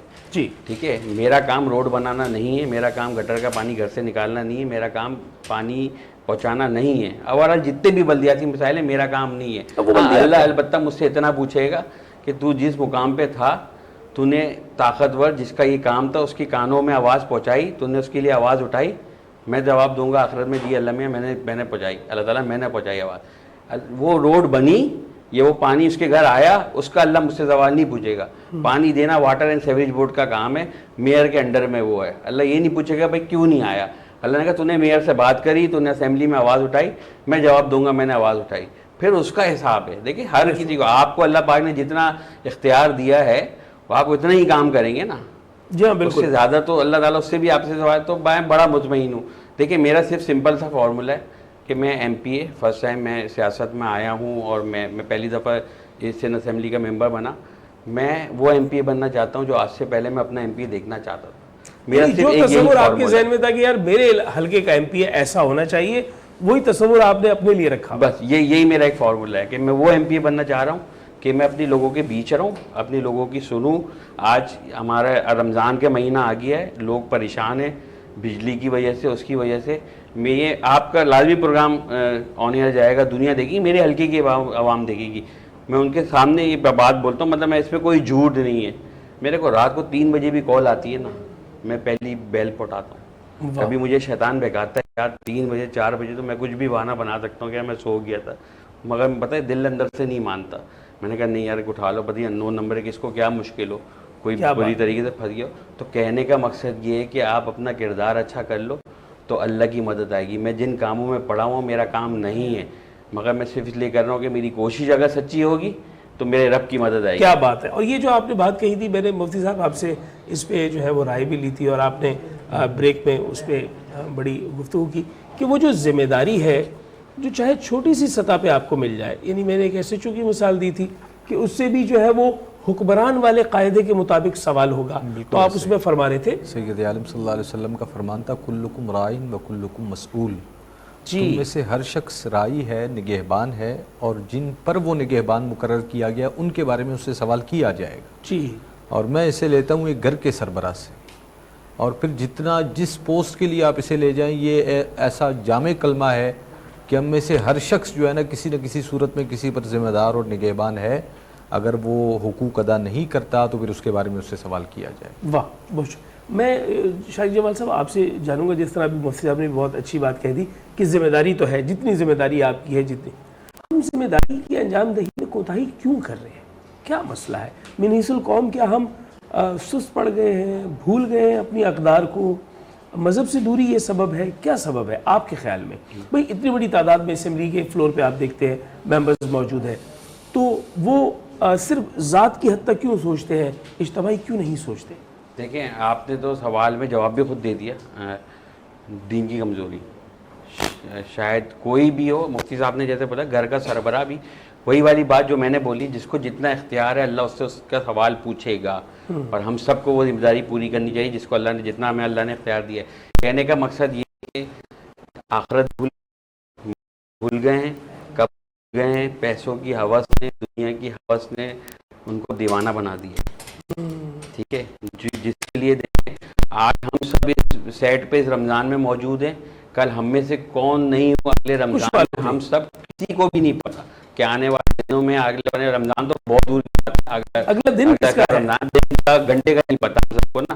تو اگر آپ نے کسی فیلڈ کے لیے, میں کہتا ہوں صرف سیاست نہیں, مگر سیاست دانوں کو زیادہ ضرورت ہے بنسبت دوسرے جو سیاسی ادارے ہیں, جو مطلب سرکاری ادارے ہیں, اور ہم سیاست دان جو M P M N S ہیں, وزیر اعلیٰ, وزیر اعظم, ہم سب کو نا یاد رکھنی چاہیے. اگر یہاں لوگوں کو حق کھا کے نکل گئے تو آپ نے آخرت میں تو اس کا جواب دینا ہی دینا. ادھر کوئی سفارش نہیں چلے گی, نہ رشوت چلے گی, ادھر کچھ بھی نہیں چلے گا. صرف اتنا ہے, میں تو چلیں یہ کہتا ہوں کہ چلو جو ہو گیا سو ہو گیا نا, آج تو کہیں تو بریک لگاؤ, کہیں تو اسٹاپ کرو, کہیں سے تو بہتری کی طرف قدم بڑھاؤ. वाह, ٹھیک ہے جو ہو گیا نا اب اس کو جو گزر گیا وہ گزر گیا, نہیں ہو سکتا. توبہ کرو نا, اللہ نے توبہ کا دروازہ کھولا ہوا ہے. آخری سانس سے آنے سے پہلے توبہ کر لو, کیا پتہ توبہ قبول ہو جائے, پچھلا بھی معاف ہو جائے, جتنی بھی آپ لوگ نے ہم سب نے کر لیا ہے. مجھ سمیت میں بات کر رہا ہوں, میں کوئی نہیں آپ نے اس کو بہت بڑے کینوس پہ دیکھا ہے. تو میں کہہ رہا ہوں بس اب شروع کرو. پہلے لوگ پریشان ہیں سر, بہت پریشان ہیں. میں بتا رہا ہوں, میں اپنے حلقے میں میری 6-7 لاکھ کی آبادی ہے, میں فیس کر رہا ہوتا ہوں, مجھے پتہ ہوتا ہے میں کس طرح ان کو سمجھاتا ہوں یا کس طرح ان کو تسلی دیتا ہوں. میں نے آج تک کسی کو یہ نہیں بولا کہ بھائی میرا کام نہیں ہے. میں یہ بولتا ہوں میرا کام نہیں ہے مگر میں کوشش کروں گا بھائی. میرے پاس فنڈ نہیں ہے, میں بڑے بڑے کام کے لیے بولتا ہوں یار میں کوشش کروں گا, حالانکہ میرے پاس فنڈ نہیں ہے, میرا کام نہیں ہے. بلدیاتی ادارے موجود ہیں. لوگوں کو سیاست چھوڑ کے, سیاست سے بالاتر ہو گئے. میں کہتا ہوں میرے حلقے میں کام ہو چاہے کوئی بھی پارٹی کرائے. میرے اس میں چیئرمین جماعت اسلامی کے, ٹھیک ہے, مگر رمضان شو ہے, سیاسی شو نہیں ہے. کبھی ہو تو میں بات کروں گا, مگر بھائی آپ صرف سیاست اور پینا فلیکسی سیاست سے باہر نکلو. لوگ بیوقوف نہیں ہیں. میں ایک چیز اپنے حلقے میں کر رہا ہوں, چاہے الیکشن سے پہلے ہو, اور بس میں ایک بات بتانا چاہتا ہوں کہ میں نے بھی بڑے وعدے سنے نا. میں نے بھی اپنی زندگی میں 4-5 الیکشن تو دیکھ لیے ہوں گے, وہ اپنے ہوش میں 3-4 تو دیکھے ہی ہوں گے. بڑے بڑے وعدے سنے, میں یہ کر دوں گا. میں نے مہم چلائی اپنے الیکشن کی, میں نے کسی سے ایک وعدہ نہیں کیا. مجھے پتہ ہے میں وہ وعدہ کیوں کروں جس کو میں پورا نہیں کروں اور اللہ کی مجھے پکڑو. میں الیکشن مہم میں کھڑا ہو کے بولتا تھا نہ میں آپ کو پانی دوں گا, نہ میں آپ کے گٹر صاف کروں گا, نہ میں ڈھکن لگاؤں گا, نہ میں روڈ بناؤں گا, نہ میں اچھی بات. مجھے آپ نے ووٹ دینا ہے دیں, نہیں دینا آپ کی مرضی. ہاں میں وعدہ کروں گا اپنے کردار کا, 5 سال غائب نہیں ہوں گا, آپ کے بیچ رہوں گا, جو کام کرواؤں گا وہ بتاؤں گا کیسے ہوا, جو نہیں ہوگا وہ بتاؤں گا کیوں نہیں ہوا, اور نہ حرام کھاؤں گا نہ اپنے بچوں کو کھلاؤں گا. میں کہتا ہوں کہ جس دن آپ کی زبان نے حرام چکھ لیا نا, تو آپ جتنی بھی بات کرو, جتنی اچھی بھی باتیں کر لو, آپ کو اللہ سامنے والے کے دل میں آپ کی بات نہیں ڈالے گا. کیا بات. یہ زبان میں کہتا ہوں جب تک یہ زبان حرام نہیں چکے گی, آپ کسی سے بات کر رہے ہو. اور کام ہوئے میرے حلقے میں, ایسے کام بھی ہوئے ہیں کہ بنا فنڈ کے 35 سال بعد علاقوں میں پانی آیا ہے, لائنیں ڈالی ہیں, اور باخدا 1 روپے کا فنڈ میرے پاس نہیں. گواہ آپ گوگل میں آپ سرچ کریں پتہ چل جائے گا. لیکن یہ جو آپ نے بات کہہ دی نا کہ بڑی بات یہ ہے کہ آپ نے جب اپنے آپ کو حرام سے باز رکھا ہے تو پھر آپ کے پاس سے خدا کی برکتیں شامل ہو کے بڑے کام ہو جاتے ہیں. شارق بھائی آپ کا آنا ہمارے لیے بہت خوش آئند تھا. خدا تعالیٰ وہ آپ کے جذبے سلامت رکھے. خداوند متعال آپ جیسے وہ تمام نوجوان ہمارے لیجسلیٹو کاؤنسلز کے ممبرز ایوانوں میں جو موجود ہیں وہ عوام کی اسی طرح نمائندگی کریں اور ایک بہتری کا راستہ کھلے. آپ امید ہیں, اور اسی امید کے ساتھ آپ کا شکریہ بھی ادا کرتے ہیں. ہمارے ساتھ موجود ہیں ہماری ایک ساتھی مہک عابد, اور مہک عابد آپ ثنا خواں ہیں. میں چاہوں گا کہ آپ کی جانب سے ثنا کے چند اشعار. کیا بتاؤں کہ کیا مدینہ ہے, کیا بتاؤں کہ کیا مدینہ ہے,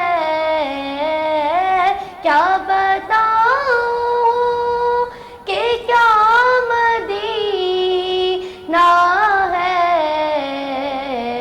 بس میرا مودہ مدینہ ہے, کیا بتاؤں.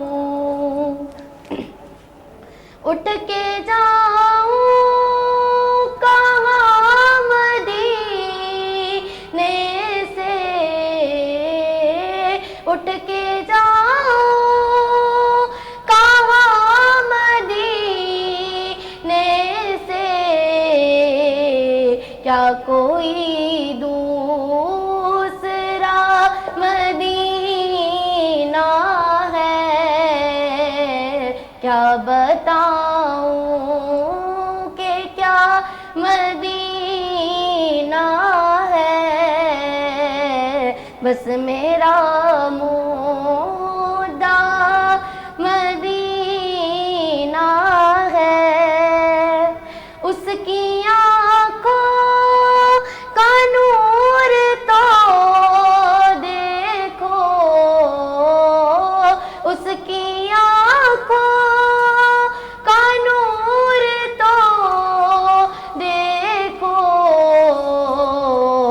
جس کا دیکھا ہوا مدینہ ہے، کیا بتاؤں کہ کیا مدینہ ہے، بس میرا مودہ مدینہ ہے، دل میں اب کوئی آرزو ہی نہیں، دل میں اب کوئی آرزو ہی نہیں، یا محمد ہے یا مدینہ.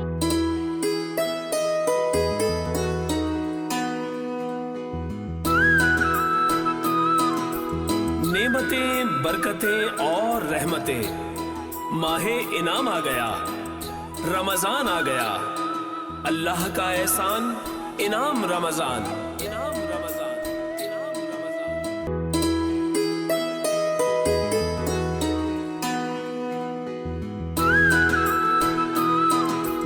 نعمتیں، برکتیں اور رحمتیں، ماہ انعام آ گیا، رمضان آ گیا، اللہ کا احسان، انعام رمضان، انعام رمضان، انعام رمضان.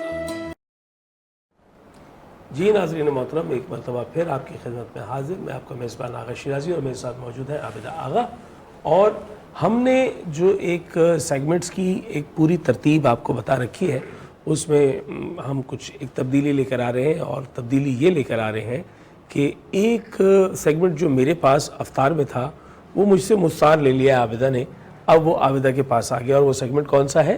وہ ہے منظر نگاری کا. افطار میں بھی ویسے ہم دونوں ہی کر رہے تھے. اچھا، وہاں پر آپ آتی تھی ہماری افطار ٹرانسمیشن میں اور اس کو کنڈکٹ کرتی تھی، اب آپ نے وہ سیگمنٹ لے جا کر خود اپنے ہمراہ لے گئی ہیں اور سحر میں لے کر آ گئی ہیں.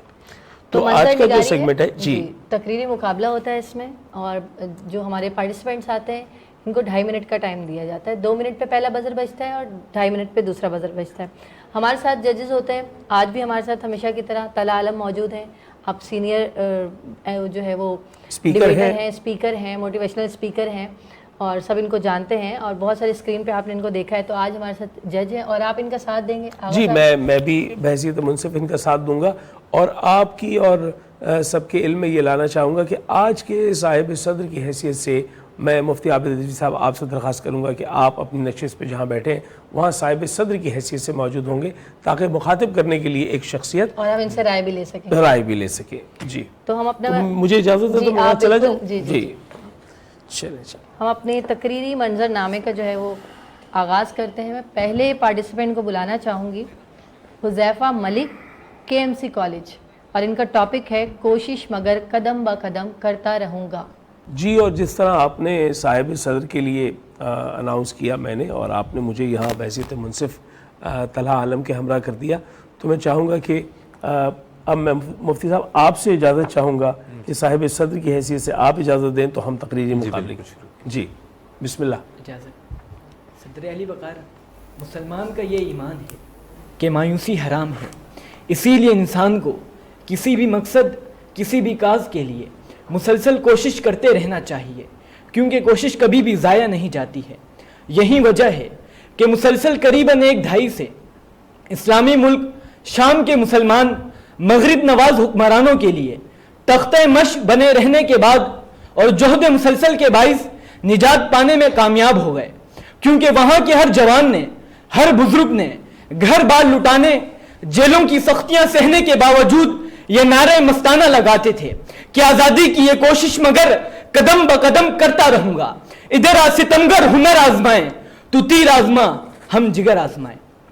صدر علی وقار، یہی وجہ ہے کہ آج 78 برس بیت جانے کو ہے، پر اللہ اور اس کے رسول کے نام پر معرض وجود میں آنے والے اس ملک پاکستان میں آج تک اسلامی نظام رائج نہ کر سکے، امن و سکون کا معاشرہ نافذ نہ کر سکے، میرٹ کا قتل عام روک نہ سکے، جھوٹے فریبیوں کو ملامت نہ کر سکے، ملک لوٹ کر دیار غیر میں محلات بنانے والوں کا محاسبہ نہ کر سکے، نظریہ پاکستان کی حفاظت نہ کر سکے، شہیدوں کی امانت کو دولت ہونے سے بچا نہ سکے. صدر علی وقار، کیونکہ ہم میں کوئی ایسا بہادر، کوئی ایسا جانثار نہیں، کوئی ایسا ہونہار نہیں، کوئی ایسا جیدار نہیں، کوئی ایسا معمار نہیں، کوئی ایسا نمبردار نہیں، کوئی ایسا ایماندار نہیں کہ وزارت کو ٹھکرا کر، کنگ میکر کی دھمکی امیز کال کو ٹھکرا کر یہ کہے یہ دیش میرے بزرگوں کا اثاثہ ہے، یہ دیش شہیدوں کا سرمایہ ہے، یہ دیش محمد عربی کے غلاموں کا کاشانہ ہے، یہاں اب تیرا ظلم نہیں چلے گا، یہاں اب تیری بے حیائی نہیں چلے گی، یہاں اب تیری بے ایمانی نہیں چلے گی۔ میں تو ناموس رسالت کا دیوانہ ہوں، میں تو عظمت اسلام کا پروانہ ہوں، میں تو شمع توحید کا دیوانہ ہوں۔ تیری خودی کیا میری خودی کے آگے، تو شیطان کا ساتھی، میں توحید کا پروانہ ہوں۔ تو چاہے تو میری بوری کا بندوبست کر، یا انکاؤنٹر کا انتظام کر، یا مجھے یرغمال کر، یا دہشت گردی کا الزام کر، مانا کہ اختیار بھی، اقتدار بھی، سرکار بھی تیرے پاس، مگر پھر بھی میں کوشش مگر قدم بقدم کرتا رہوں گا، محمد کے غلاموں کے دیش میں نظام مصطفیٰ قائم ہو۔ شکریہ۔ شکریہ، ان کا ٹائم نوٹ کر لیجئے گا۔ اور دوسری ہماری پارٹیسپینٹ ہے Malaika Qureshi, government college for women سے، اور آپ کا بھی ٹاپک سیم ہے، کوشش مگر قدم بقدم کرتا رہوں گا۔ اجازت ہے؟ جی اجازت۔ چشم تصور سے اس منظر کو دیکھیے کہ سیاہ رنگت ہے، 206 ہڈیوں کے جسم میں 26 بوٹیاں بھی نہیں ہیں، چپٹی ہوئی چمڑی اور لاغر جسم، جس میں جان برائے نام، پھر بھی میری پارٹی، میرا لیڈر۔ اپنے بچے چاہے بھوک سے بلک بلک کر مر جائیں، مگر میرا لیڈر زندہ ہے کا نعرہ لگاتا رہے گا، اپنے کمزور جسم سے خون کا آخری قطرہ تک بہا دے گا، خود چاہے پینے کو ایک بوند صاف پانی بھی میسر نہ ہو، اپنی جان قربان کر دے گا، خود چاہے ذلت، ندامت، احساس کمتری، تنگدستی اور ناانصافیوں کی چکی میں پستا رہے۔ ایسے بے شعور لوگوں کے شعور کو بیدار کرنے کے لیے میں کوشش مگر قدم بقدم کرتی رہوں گی۔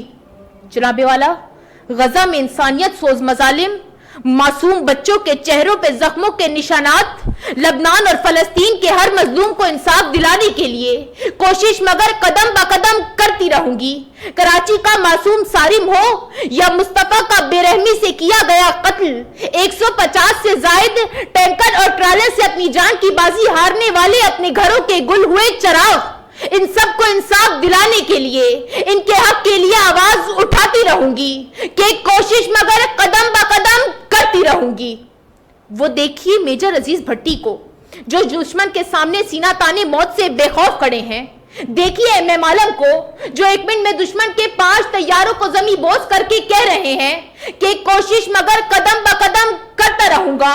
دیکھیے راشد منہاس کی حب الوطنی، جو یہ کہہ رہے ہیں کہ اس وطن کی حفاظت کے لیے اپنی جان تو قربان کر دیں گے، مگر دشمن کو نیست و نابود کرنے کے لیے کوشش مگر قدم بقدم کرتے رہیں گے۔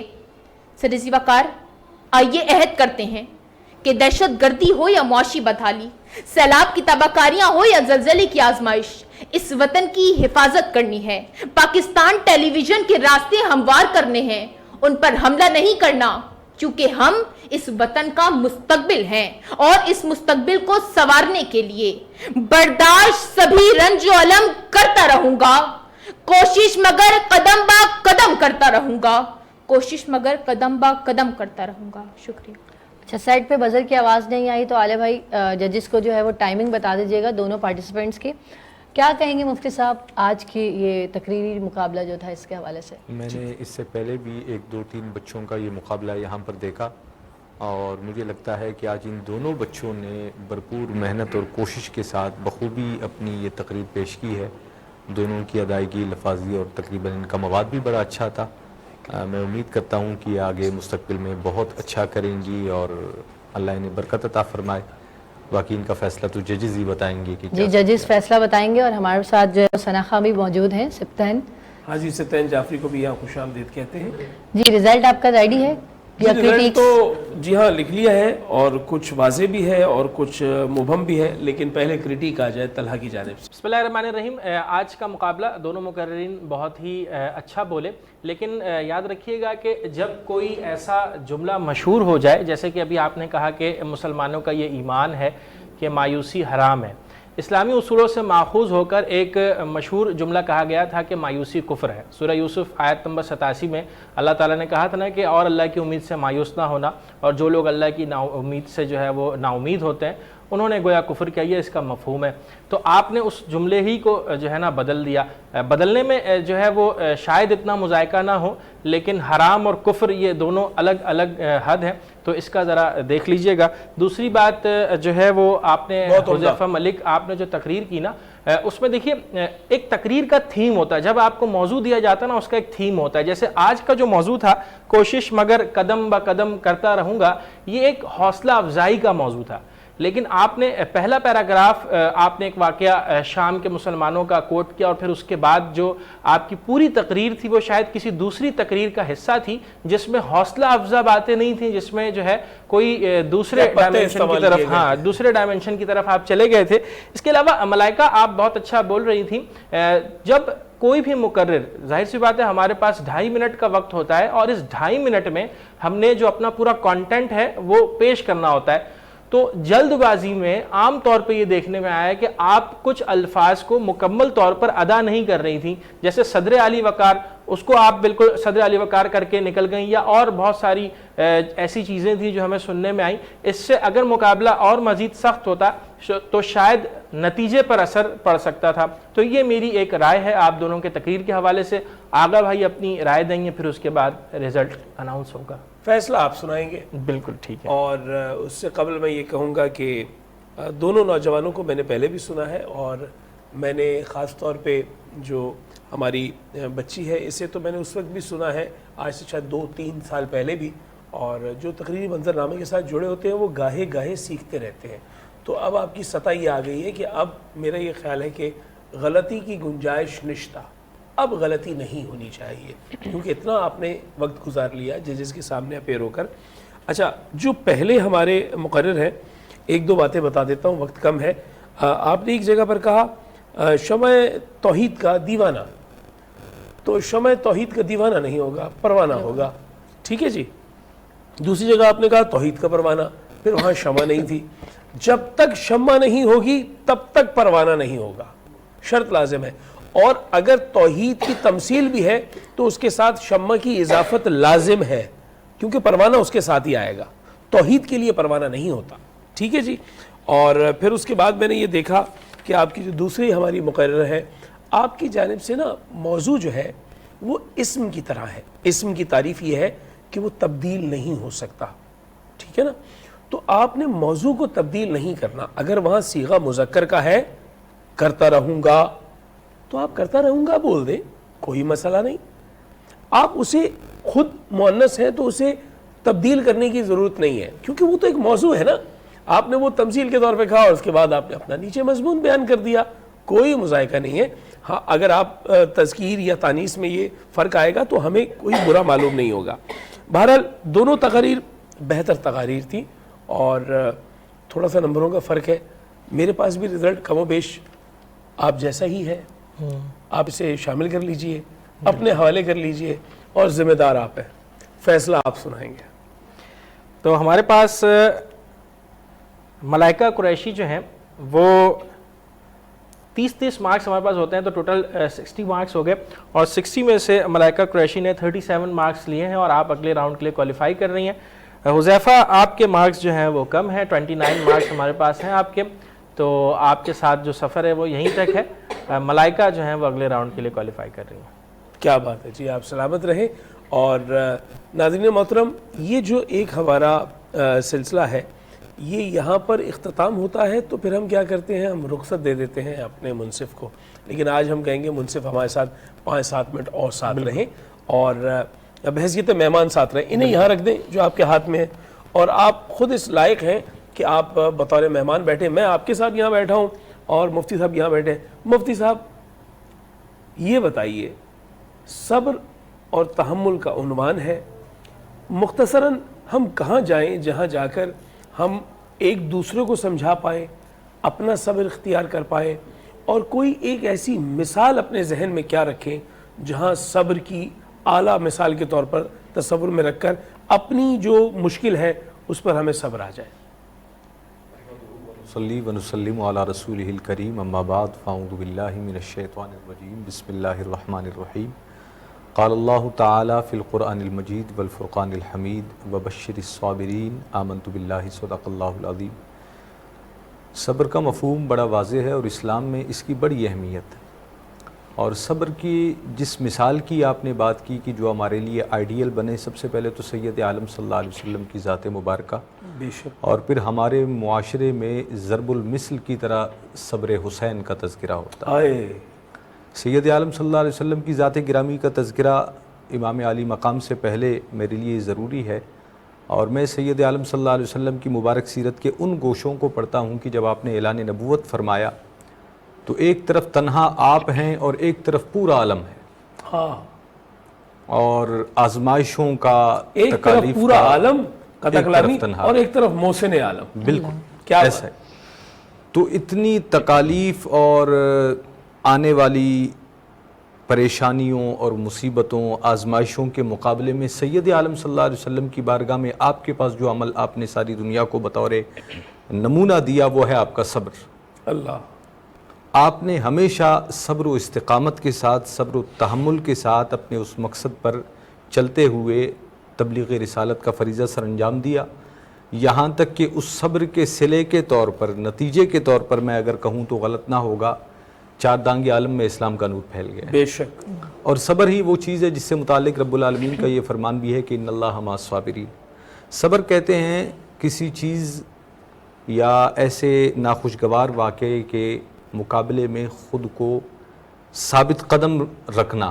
جی، یعنی میں ایک عام سی مثال دوں، ہماری عام زندگی میں مجھے کوئی پریشانی لاحق ہوتی ہے تو میرے پاس ایک طریقہ تو یہ ہے کہ میں شکوہ کروں، دوسرا طریقہ یہ ہے کہ میں راستہ بدل لوں، جی، نظریں چرا لوں ان حالات سے، اور تیسرا طریقہ یہ ہے کہ میں شکوہ بھی نہ کروں، ثابت قدمی سے کھڑا رہوں اور وقت کا انتظار کروں، اللہ کی مدد و نصرت کا انتظار کروں کہ یہ وقت گزر جائے اور میں اپنے مقصد میں کامیاب ہو جاؤں۔ واہ، یہ اس کا وہ مرحلہ ہے جو انسانیت کی یقیناً معراج ہے، اور اسی کے ساتھ اللہ رب العزت کی طرف سے مدد و نصرت کا بھی وعدہ ہے۔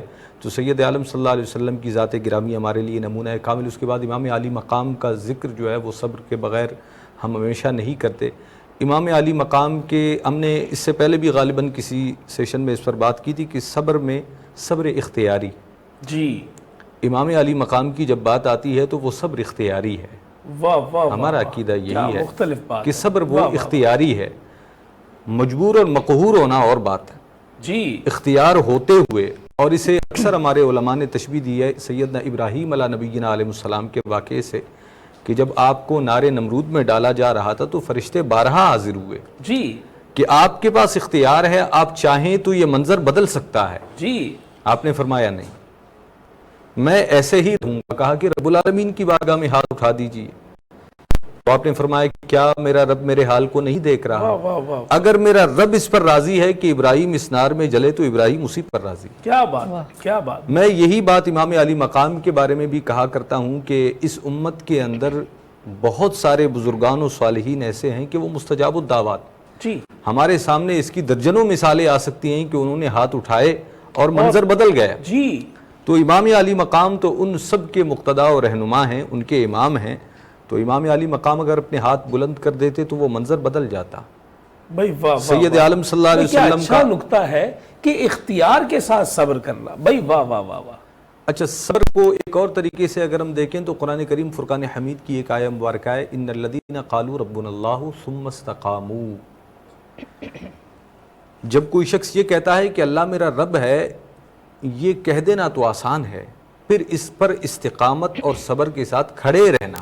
واہ واہ واہ واہ، جب کسی نے اپنے اسلام اور ایمان کا اقرار کیا اور اس کے احکام کو اپنے اوپر طاری کر لیا، اختیار کر لیا، تواصوا بالحق وتواصوا بالصبر، حق کھڑے رہنا کی پھر مسائل آزمائشیں تو ہیں، ان آزمائشوں کے پر شکوہ و واویلا کرنا یہ بندہ مومن کی شان نہیں، کیا بات، بلکہ اگر آزمائش آئے وہ اس میں بھی رب کی رضا پر راضی رہتے ہوئے ثابت قدم رہے، یہ اس کا صبر کہلائے۔ واہ اچھا واہ مفتی صاحب، میں ایک جگہ پڑھ رہی تھی، اس میں لکھا ہوتا ہے کہ صبر دو قسم کا ہوتا ہے۔ ایک تو آپ صبر کرتے ہو کہ آپ کو کوئی چیز پسند ہے، اور آپ کو وہ اس وقت میسر نہیں ہے. مثال کے طور پہ مجھے آؤٹنگ کرنا یا مطلب دوسرے ملکوں میں جانا پسند ہے, لیکن اس وقت میری وہ حیثیت نہیں ہے کہ میں جا سکوں نا, میں وہاں پہ صبر کر لیتی ہوں. اور ایک وہ صبر میں نے پڑھا ہے کہ جو آپ کو چیز پسند نہیں ہے, مثال کے طور پہ مجھے یہ کوئی چیز یہاں پہ پسند نہیں ہے اور میں اس کو برداشت کر رہی ہوں, صبر کر رہی ہوں, تو ان دونوں میں کیا سیم اجر بھی ان کا سیم ہی ہے؟ اصل مسئلہ یہ ہے کہ صبر ہے اپنے نفس کی خواہش کے بجائے کسی اور چیز کو اختیار کر لینا. واہ. اب وہ آنے والی چیز آپ کے لیے تکلیف کا باعث ہو یا اس کے نہ ملنے کی وجہ سے آپ تکلیف محسوس کریں, دونوں صورتوں میں جب آپ اپنے نفس کو کنٹرول کرتے ہیں اور اپنی طبیعت کو ثابت قدمی پر جو ہے وہ قائم رکھتے ہیں, یہاں تک کہ اگر وہ کوئی ملنے والی چیز تھی تو وہ آپ کو بعد میں مل جائے, یا کوئی تکلیف تھی وہ مرحلہ گزر جائے, اور آپ اللہ کا شکر ہی کرتے رہیں, اللہ کی رضا پر راضی رہیں, تو یہ صبر ہے. اور اس کا اجر اللہ کی طرف سے یہی ہے کہ بالآخر جو ہے وہ اللہ کی مدد شامل حال ہوتی ہے اور آپ اس مسئلے سے نکل کر کامیابی کے ڈاکٹر صاحب آپ نے جو نفس کی بات کی, جی نفس ہمارا بھی ہے اور پھر قلب مطمئنہ بھی ہے, اور میں چاہوں گا کہ ان کو بھی شامل کیا جائے. جی بالکل, بلکہ طلاق کو بھی اس میں شامل کر لیتی ہوں. میں یہ کہنا چاہ رہی تھی کہ آپ دونوں مطلب ہم سب ایک میسیج ان لوگوں کو دے دیں کہ جن کے اندر کوئی ایسی محرومی یا کوئی ایسی, خدا کی طرف سے تو وہ مکمل ہی آیا ہے لیکن کوئی کمی رہ گئی, تو وہ پیرنٹس کو اور ان کو بہت نشانہ بنایا جاتا ہے, ان کو بڑی اذیت دی جاتی ہے کہ تم نے کوئی گناہ کیا ہوگا یا تمہارے ماں باپ نے کوئی گناہ کیا ہوگا, تم اس کی جو ہے وہ یہ سزا کے طور پہ تمہیں, تو ان کے لیے کہ یہ ایک آزمائش بھی ہوتی ہے, اس پہ وہ صبر کر جاتے ہیں اور وہ ان لوگوں کا صبر پہ جو اجر ملے گا اس کو بھی واضح کر دیں. اور میں چاہوں گی کہ آپ لوگوں کی طرف سے ایک میسج بھی ہو جائے کہ ان کے لیے خاص طور پہ کہ اللہ کی بنائی ہوئی چیز پہ کوئی نقص نہیں نکالنا چاہیے, اور وہ جو صبر کر رہے ہیں ان کا کیا اجر ہوگا. یعنی وہ جو مشیت ایزدی ہے اس پہ صبر کرنا, یعنی ایک تو بندے کی بندے کے ساتھ تکلیف ہے, وہ تو کجا, اب ایک دھوپ ہے, تمازت ہے, اور اس پہ ایک بندہ صبر کر رہا ہے کہ یہ تو اب قدرت کی طرف سے, اب اس پہ کچھ نہیں کہا جا سکتا, ایسی کسی کی اولاد کی آزمائش ہے اور وہ اس پہ صبر کر رہا ہے. اس پہ ہم بات کریں گے. یہ سوال آپ کی جانب ہے, آپ اس کا مختصراً جواب دیں گے, پھر میں اس جانب آؤں گا. اس سوال میں یہ تھا کہ لوگ جس طرح کی باتیں, جس طرح ابھی کہا گیا کہ کچھ لوگ لوگوں کو کہتے ہیں کہ یہ ایسا ہے تو تمہاری وجہ سے ہے, اور اس کا ایک دوسرا پہلو یہ ہے کہ وہ لوگ جن کے ساتھ یہ معاملہ ہوتا ہے بسا اوقات خود بھی وہ اس کے کچھ نتائج نکال رہے ہوتے ہیں کہ ایسے نہ ہوتا, ویسے ہوتا جی تو اچھا ہوتا. تو اس میں دونوں باتیں یہ ہیں کہ سب سے پہلے تو جو رب نے ہمارے لیے بہتر سمجھا, جو ہمیں دیا, ہمیں اس پر راضی رہنا چاہیے. بے شک ہمیں اپنی ذات میں اللہ کی رضا پر راضی رہ کر اپنے آپ کو مطمئن رکھنا چاہیے, اللہ کے دیے کی ناشکری نہیں کرنی چاہیے.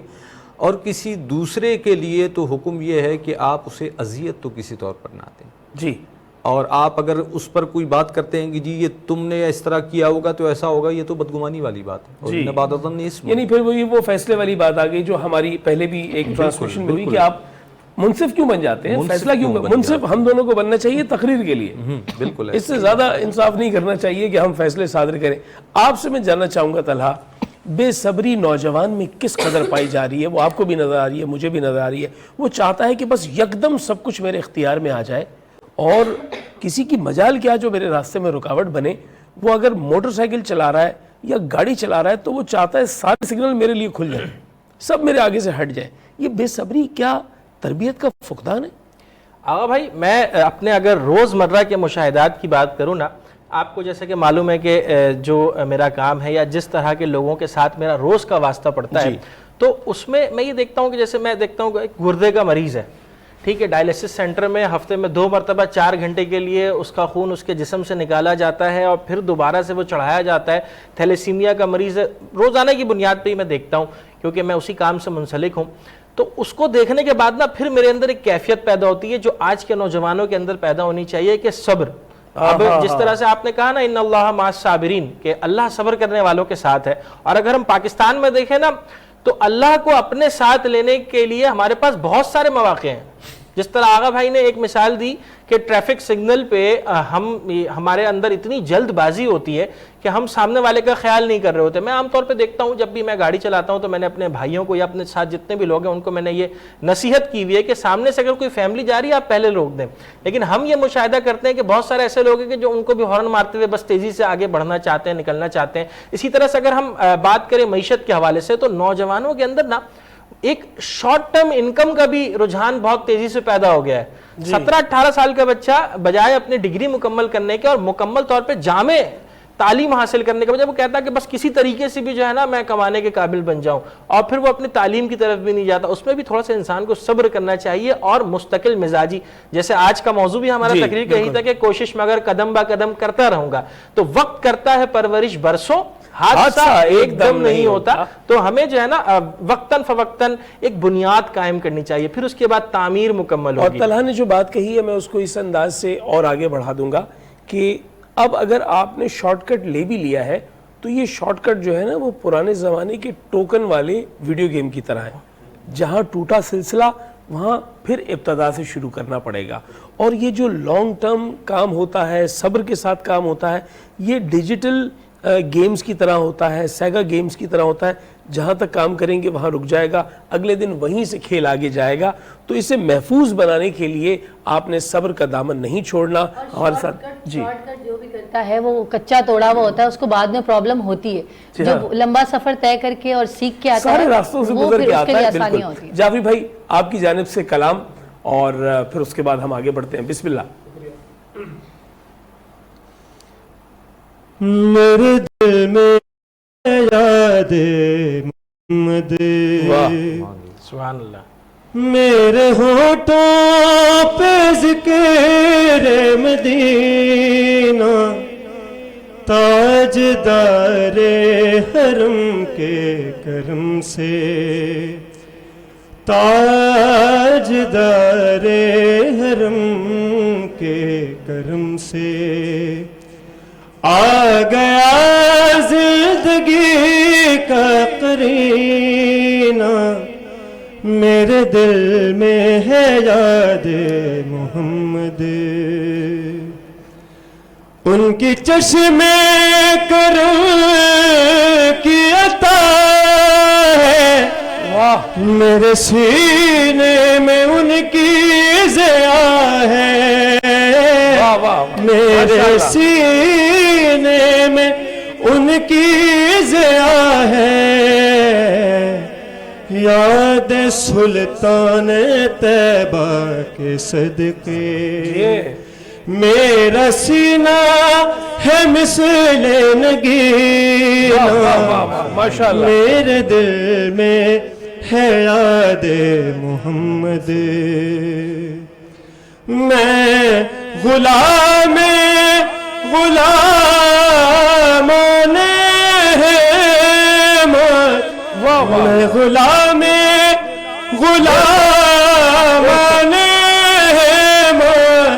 میں سگے آستان محمد، ہاں میں سگے آستان محمد.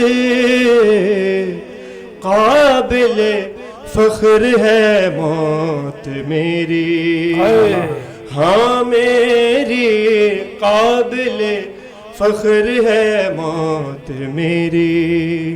قابل رشک ہے میرا جینا، میرے دل میں ہے یاد محمد. ماشاءاللہ ماشاءاللہ. اور مجھ کو طوفان کی موجوں کا کیا ڈر، کیا اچھا شعر ہے. مجھ کو طوفان کی موجوں کا کیا ڈر، یہ گزر جائیں گی رخ بدل کر، یہ گزر جائیں گی رخ بدل کر. نا خدا ہے میرے جب محمد، نا خدا ہے میرے جب محمد. کیسے ڈوبے گا میرا سفینہ، میرے دل میں ہے یاد محمد. جعفری بھائی میرے ہونٹوں پہ ذکر مدینہ، تاجدار حرم کے کرم سے آ گیا زندگی کا کرینہ جی جعفری بھائی، واہ میرے دل ماشاءاللہ میں ہے ماشاءاللہ، یاد بہت شکریہ محمد جعفری بھائی، سلامت رہیں، اور ہم چاہیں گے کہ بارہا آپ کی آواز ہم اپنی ٹرانسمیشن میں شامل کرتے رہیں۔ میں بے انتہا شکر گزار ہوں مفتی عابد رضوی صاحب آپ کا، بہت شکر گزار ہوں اپنے چھوٹے بھائی طلحہ عالم آپ کا، آپ نے بحیثیت منصف اور بحیثیت مہمان ہمارا ساتھ دیا، اور یہاں پر جو فیصلہ ہوا وہ بھی آپ تک پہنچ گیا۔ سحر میں میں آپ کا میزبان اور عابدہ آغا آپ سے اجازت چاہتے ہیں، اور اجازت اس طرز پہ چاہتے ہیں کہ تمام کچھ نہیں ہوا، ہم نے صرف بڑھا دیا ہے اگلے پڑاؤ تک، اور کل سحر میں میں اور عابدہ آپ کے ساتھ ہوں گے، اور اب آپ کے پاس آ گئے ہیں طلحہ بھائی، اور یہ سلسلہ آپ یہاں پر چلائیں گی جس طرح پہلے آپ افطار میں، تو اب یہ جو سیشن ہے ہمارا تقریری مقابلے کا وہ یہاں ہوگا۔ میری پوری ٹیم کو وینس انٹرٹینمنٹ کی جانب سے آپ سے اجازت لیتے ہوئے یہ کہوں گا کہ صبر کا دامن تھامے رکھیں۔ بہت پرانا گھسا پٹا جملہ ہے لیکن سچ ہے، صبر کا پھل میٹھا ہوتا ہے۔ خدا تعالیٰ آپ کو سلامت رکھے، اللہ کا احسان جاری ہے، انعام رمضان جاری ہے۔ اللہ حافظ۔ سج گئے گھر گھر دسترخوان، رمضان